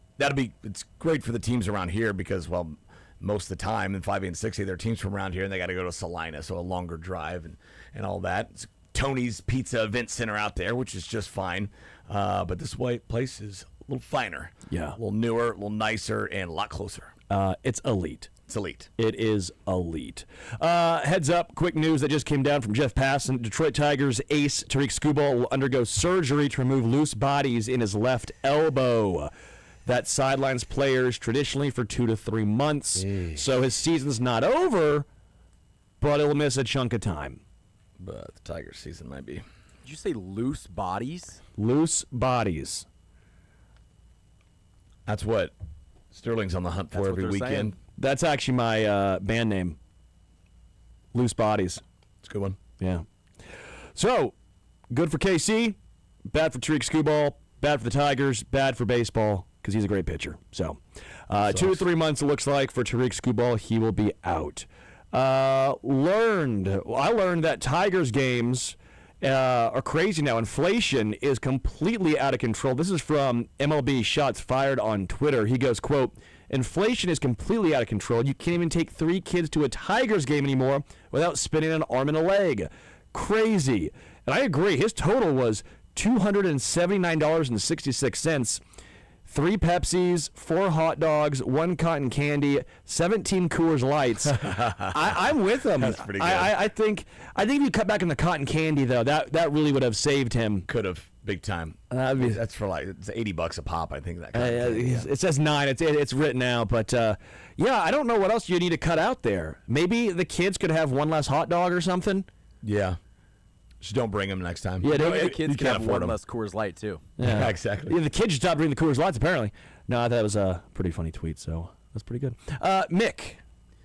I'm officially old. I got hacked on Twitter last week, and I got lucky. I got my account back in like 5 hours, so thanks, Elon, for making that happen. But it was an obvious DM that I just clicked on the link, and I could have saved myself there, but then I put in my my password at that point. Like, I didn't really know. I didn't think, like, why are they asking for my password again on here? What's your social? Well, it's Niner 7566. Yeah. Did I hear a Niner? You did. So I'm old. I got hacked by Twitter, and unlike Curtis, who I think he had to start a whole new account. He did, yeah. A couple months ago, or a couple weeks ago. I got mine back pretty quickly. I think the station helped quite a bit. They told me what ticket to write out, what to write, and all that. So I don't understand how Twitter's like, yeah, this is clearly a bot. Let's give it back to the person who owns this account. This is clearly someone who does not live in the United States. I feel like they did because it changed what I couldn't get in. Changed what email address it went to. I'm like, this is not mine. I've had this account since 2009. Yeah. And I turned to Twitter and gave them all my information. I'm like, this all links. This up. also is actually a scammer. So I feel like they did it with mine, but others they don't. Yeah, I don't, because they saw your old tweets back when I was in high school and got, this guy's funny. Yeah. He's a funny guy. And now he's selling crypto. What a wild world. And tell me that who falls for the crypto ones, by the way? Like, who sees that and is like, okay, I've got this guy's account. People. Why am I going to post about a new Land Rover that I bought and then DM 30-some people? I DM'd Sporting Kansas City, Jordan Schultz. Nice. Lots of people about crypto. And all people that, of course, would believe that Sporting Kansas City, the entire organization would see it and go, I'm in. Yeah. Well, if he got and I know Mick, and he wouldn't lie about this. I feel like they don't take full advantage of the accounts that they hack. They're dumb. By the way, if I ever see hackers like that, we should just put them in jail. How are you going to know? No, like you find the people. And VPNs and I don't care. If you find them, you should throw them. It says like it's got like he works at JCPenney as a name tag on. It's like Hacker Hank. Like Hank from hacker.com. Dude, if it were up to me, if you hack some or you're any of that stuff, criminal types, put them all away and put them all in the same spot. like all the hackers, and then they can try. Well, they can all try and hack each other. Australia used to be an island for criminals, turned it back into an island for criminals. Like, I hate that we have to, like, that's the way. Phone calls now, your phone is just hackers trying to get your bleep and then spam calls. Lovely. I'm glad that that's where we're at, that's what we have to deal with. Have you ever seen, of course you haven't, the movie Beekeeper with Jason Statham? Oh, yeah. It's very satisfying. You've seen it? No. Okay. It's very satisfying. He basically takes on scammers and doesn't give them a chance to talk. He just kills them all, basically. Oh, dude, I feel like this the would most be Jason Statham movie a movie. It is. None of it makes sense. At one time, he is surrounded by 9 FBI agents, fully armed. He doesn't have any weapon on him. Takes them all out. Well, yeah, of course. That happens. That happens. Well, that's just a Wednesday night for Jason Statham. Yes. Of course. It is. Yeah, it's action porn. I learned I want to watch that movie. Darcy. I learned that the Royals have the most wins without a hit in runners in scoring position. So let me re-say that. The Royals have the most wins in the American League without a hit with runners in scoring position. They've got 4 wins to the Yankees, 3, and the Rays. 3 as well. Seems impossible, yet also makes so much sense. Seems very Kansas City homer. Royals. That counts. Solo shot. Yeah, position or a triple or a double with a runner at first. Yeah, it just feels very. And they're also horrible at driving in runs. With runners in you also position. have to have games where your pitchers go out and shove. Well, them a too. sac fly doesn't count as hit. Yeah. All right, funniest. Nicholas. So this was, I guess, over the weekend on Inside in the NBA on ESPN, and it's Chuck and Kenny and Ernie and Shaq and all those guys. They put up a graphic of all the Boston sports teams / figures who have had a rough run of it lately. So listen to them talk over the graphic. I think Jack shrinks as he gets older. And we've got the Boston Celtics, who, after being knocked out by the Philadelphia 76ers, you guys are fishing. I see our buddy Bill Simmons in there, John Krasinski, Mark Wahlberg. I don't know if to stop it. I don't. That on purpose. Ben Affleck and Matt Damon on there, Tatum and Brown. This last one, underdog. That's all I see on that boat. I don't see anything else. I didn't see and that's a wrap for Inside the NBA here on ESPN. For Kenny and Chuck and Shaq, Ernie Johnson bidding you a good night from Atlanta. So what they didn't see on that boat, or what Ernie wouldn't say, and the 2 people at the front was Mike Vrabel and Diana Rossini. Oh, man. In the Titanic pose. No. At the front of the boat, yes. Brother. They put it on there.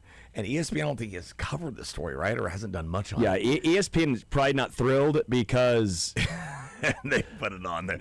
I love that show because they continually, because you're right, they're not thrilled, thumb their nose at the people who paid them. Well, the best part is they were just going to be done on TNT. They're like, we're done. And then ESPN's like, we're going to give you so much money. Yes. And they're like, okay, but we're going to do the same thing. It must be great to have the leverage of, okay, fire me. I don't care. It's going to be way worse for you. Trust me, if you fire me. What great leverage that is. What's great is my funniest is also from that show. Okay. Darcy, you just want to play mine so we can go back to it. Darcy, you go next. Yeah, Darcy, you go next. My funniest, this is coming from when the Pistons were down 3-1 to the Magic. A guy on Twitter said, I'm about to waterboard myself to make myself realize there's worse things than being a Detroit fan. And there's a video of him getting waterboarded in the shower, and the Pistons came back to win the series. Oh, my gosh. So he started the rally. Wow. I feel like anyone who's ever said they've been waterboarded is like, no, this is worse. I know what waterboarding looks like. It's like when you lay. I say it all the time. You kind of like, let's say like a maybe a little decline area. You maybe have like a towel over your nose, over your face. Yeah. And you get water poured, and so then it feels like it's a sensation of drowning. The guy is wearing a Pistons jacket with a washcloth over his face, and his buddy's pouring a bowl of water over the washcloth. I feel like people always are like, yeah, it can't be that bad. And everyone's like, oh, no, it's the worst. It's the worst. It's the worst. I would be the worst prisoner of war. Oh, I tell I'm soft. I'm not losing a finger. You could raise your hand at me like a dad to his family back in the 1930s, right? Yeah. And I'm just okay. This is where the U.S. bases are located. Here's what my full name. I'll be on your side. Here's my Twitter account. Give me a gun. Here's my Twitter password. Everything. We're gonna shave your mustache. Okay, yes, you got me. okay, you got me. Fine. We're gonna shave your head. No rules in love and war. My gosh. Apparently. My funniest is actually from a previous one that got brought back up again, and this is my thoughts on where they should send Boston after the Sixers sent Boston packing. Disappointing on us. Where they going, Chuck? Galveston. That dirty ass water. We're not even gonna send them to Cancun. We're gonna send them to Galveston with that dirty ass water be washed up on the shore. You people think they're in the beach. Y'all located. We y'all gonna send y'all to Cancun. Y'all drive y'all quit. Drive your ass down to Galveston. Come on, man. So they're not taking a little. Come on, they need to try, man. No, we're not getting them no plane ticket to the beach. They send their ass to Galveston, Texas, right where that dirty water washed up on the beach. They can't even get in the water. Come on, man. Shaq's not. Oklahoma City. 185 in game 3. It's Ernie trying to get back on air.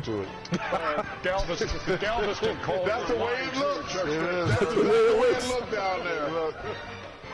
The Rockets tricked me. They told me we were going to the beach for training camp. They took me to Galveston. You couldn't even go in the water. Dirty ass water. The Rockets tricked him. So we're going to the beach. Beehive and Jay after Chuck. Just knows I apologize. I do not want the Beehive and Jay after me. So how do you like Galveston now?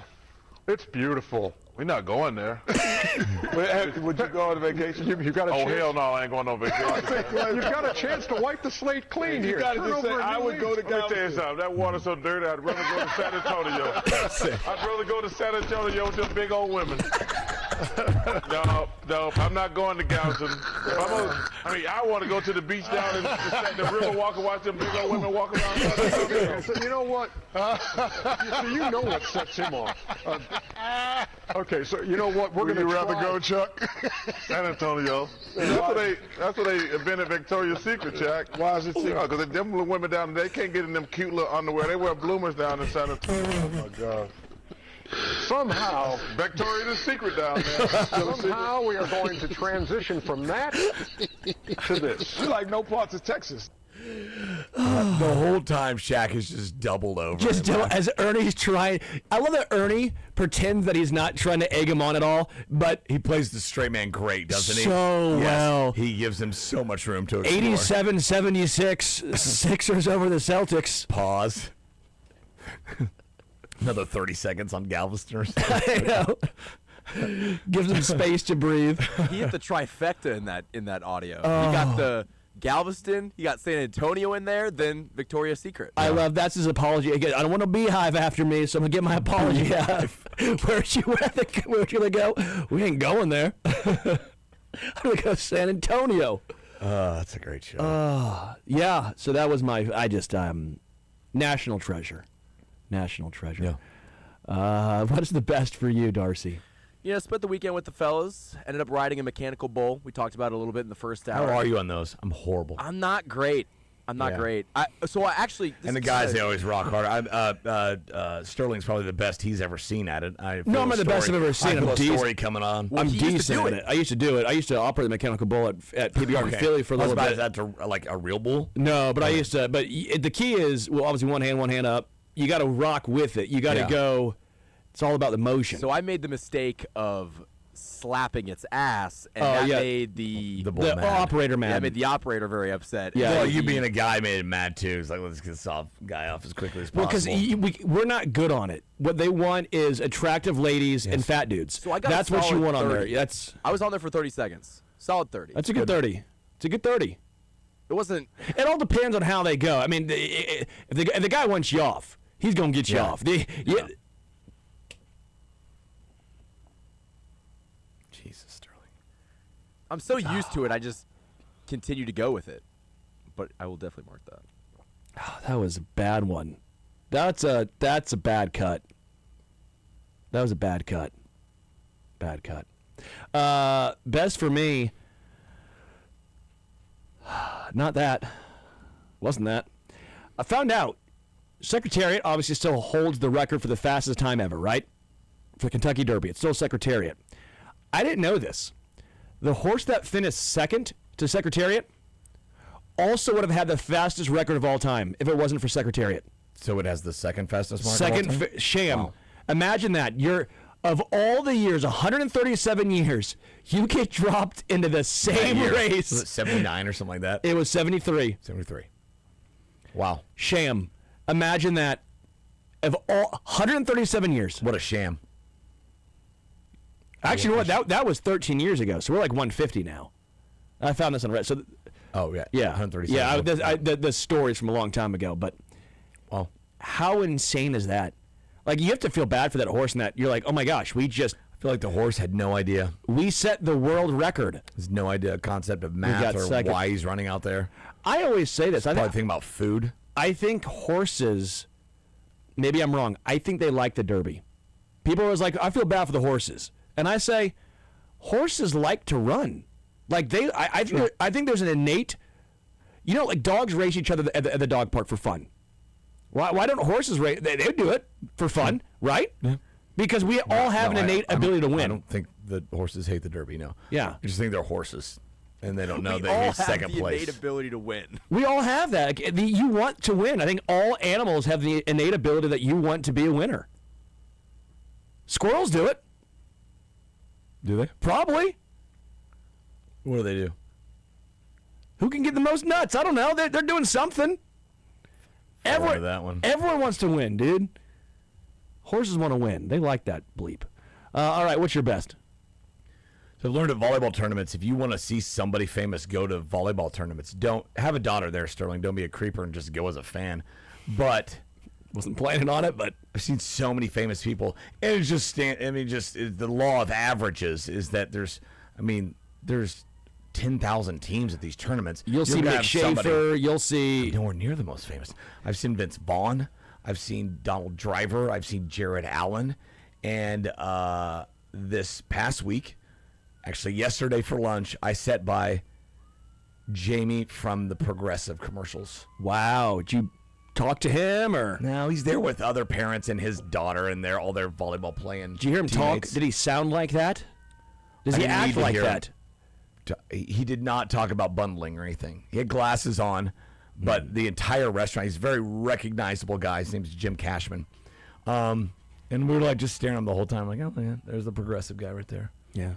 And Flo was not there. She does not have a daughter on the team, as far as I could tell. I thought they would still just go together. You'd bundle them. It's a package deal. They're not bundled for youth volleyball. No. But sat next to Jamie from the Progressive commercials, who is kind of like he's the new Flo. He gets a lot more airtime now. Yeah. We'll take a break. We'll come back. We'll wrap up the zone on the other side on this Monday edition.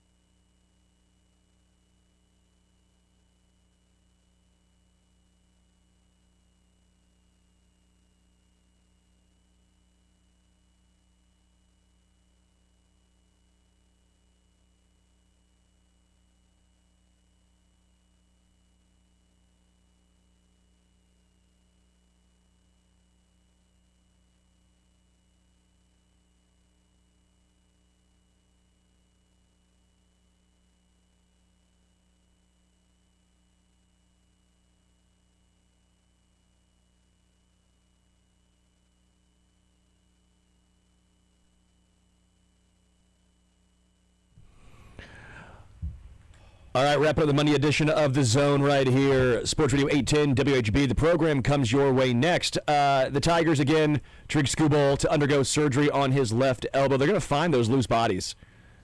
I don't know. So are you one of these weekends? Was he set to pitch in Kansas City this week? He was on Sunday. So looks like it'll be a, quote, easy process and procedure, but a lot of times this is a 2 to 3 month long sidelining. I would have guessed season ending for something like that. Anything like surgery on the elbow that you throw with. It's just loose bodies. Just loose bodies. It's just loose bodies. No such thing as minor surgery, though, Sterling. No. No such thing. It's major to the person who is happening 100%. on. Yeah. 100%. Very major. Yeah. Tonight, Tanner Bybee against Michael Walker. Michael Walker, 3.13 ERA. Royals back at home. Game tonight at 6:40. Bybee 0-4. Royals going. Who you taking? Royals, they're hot. They're so hot right now. So hot right now. They've already swept the Guardians, too, right? No. Oh, They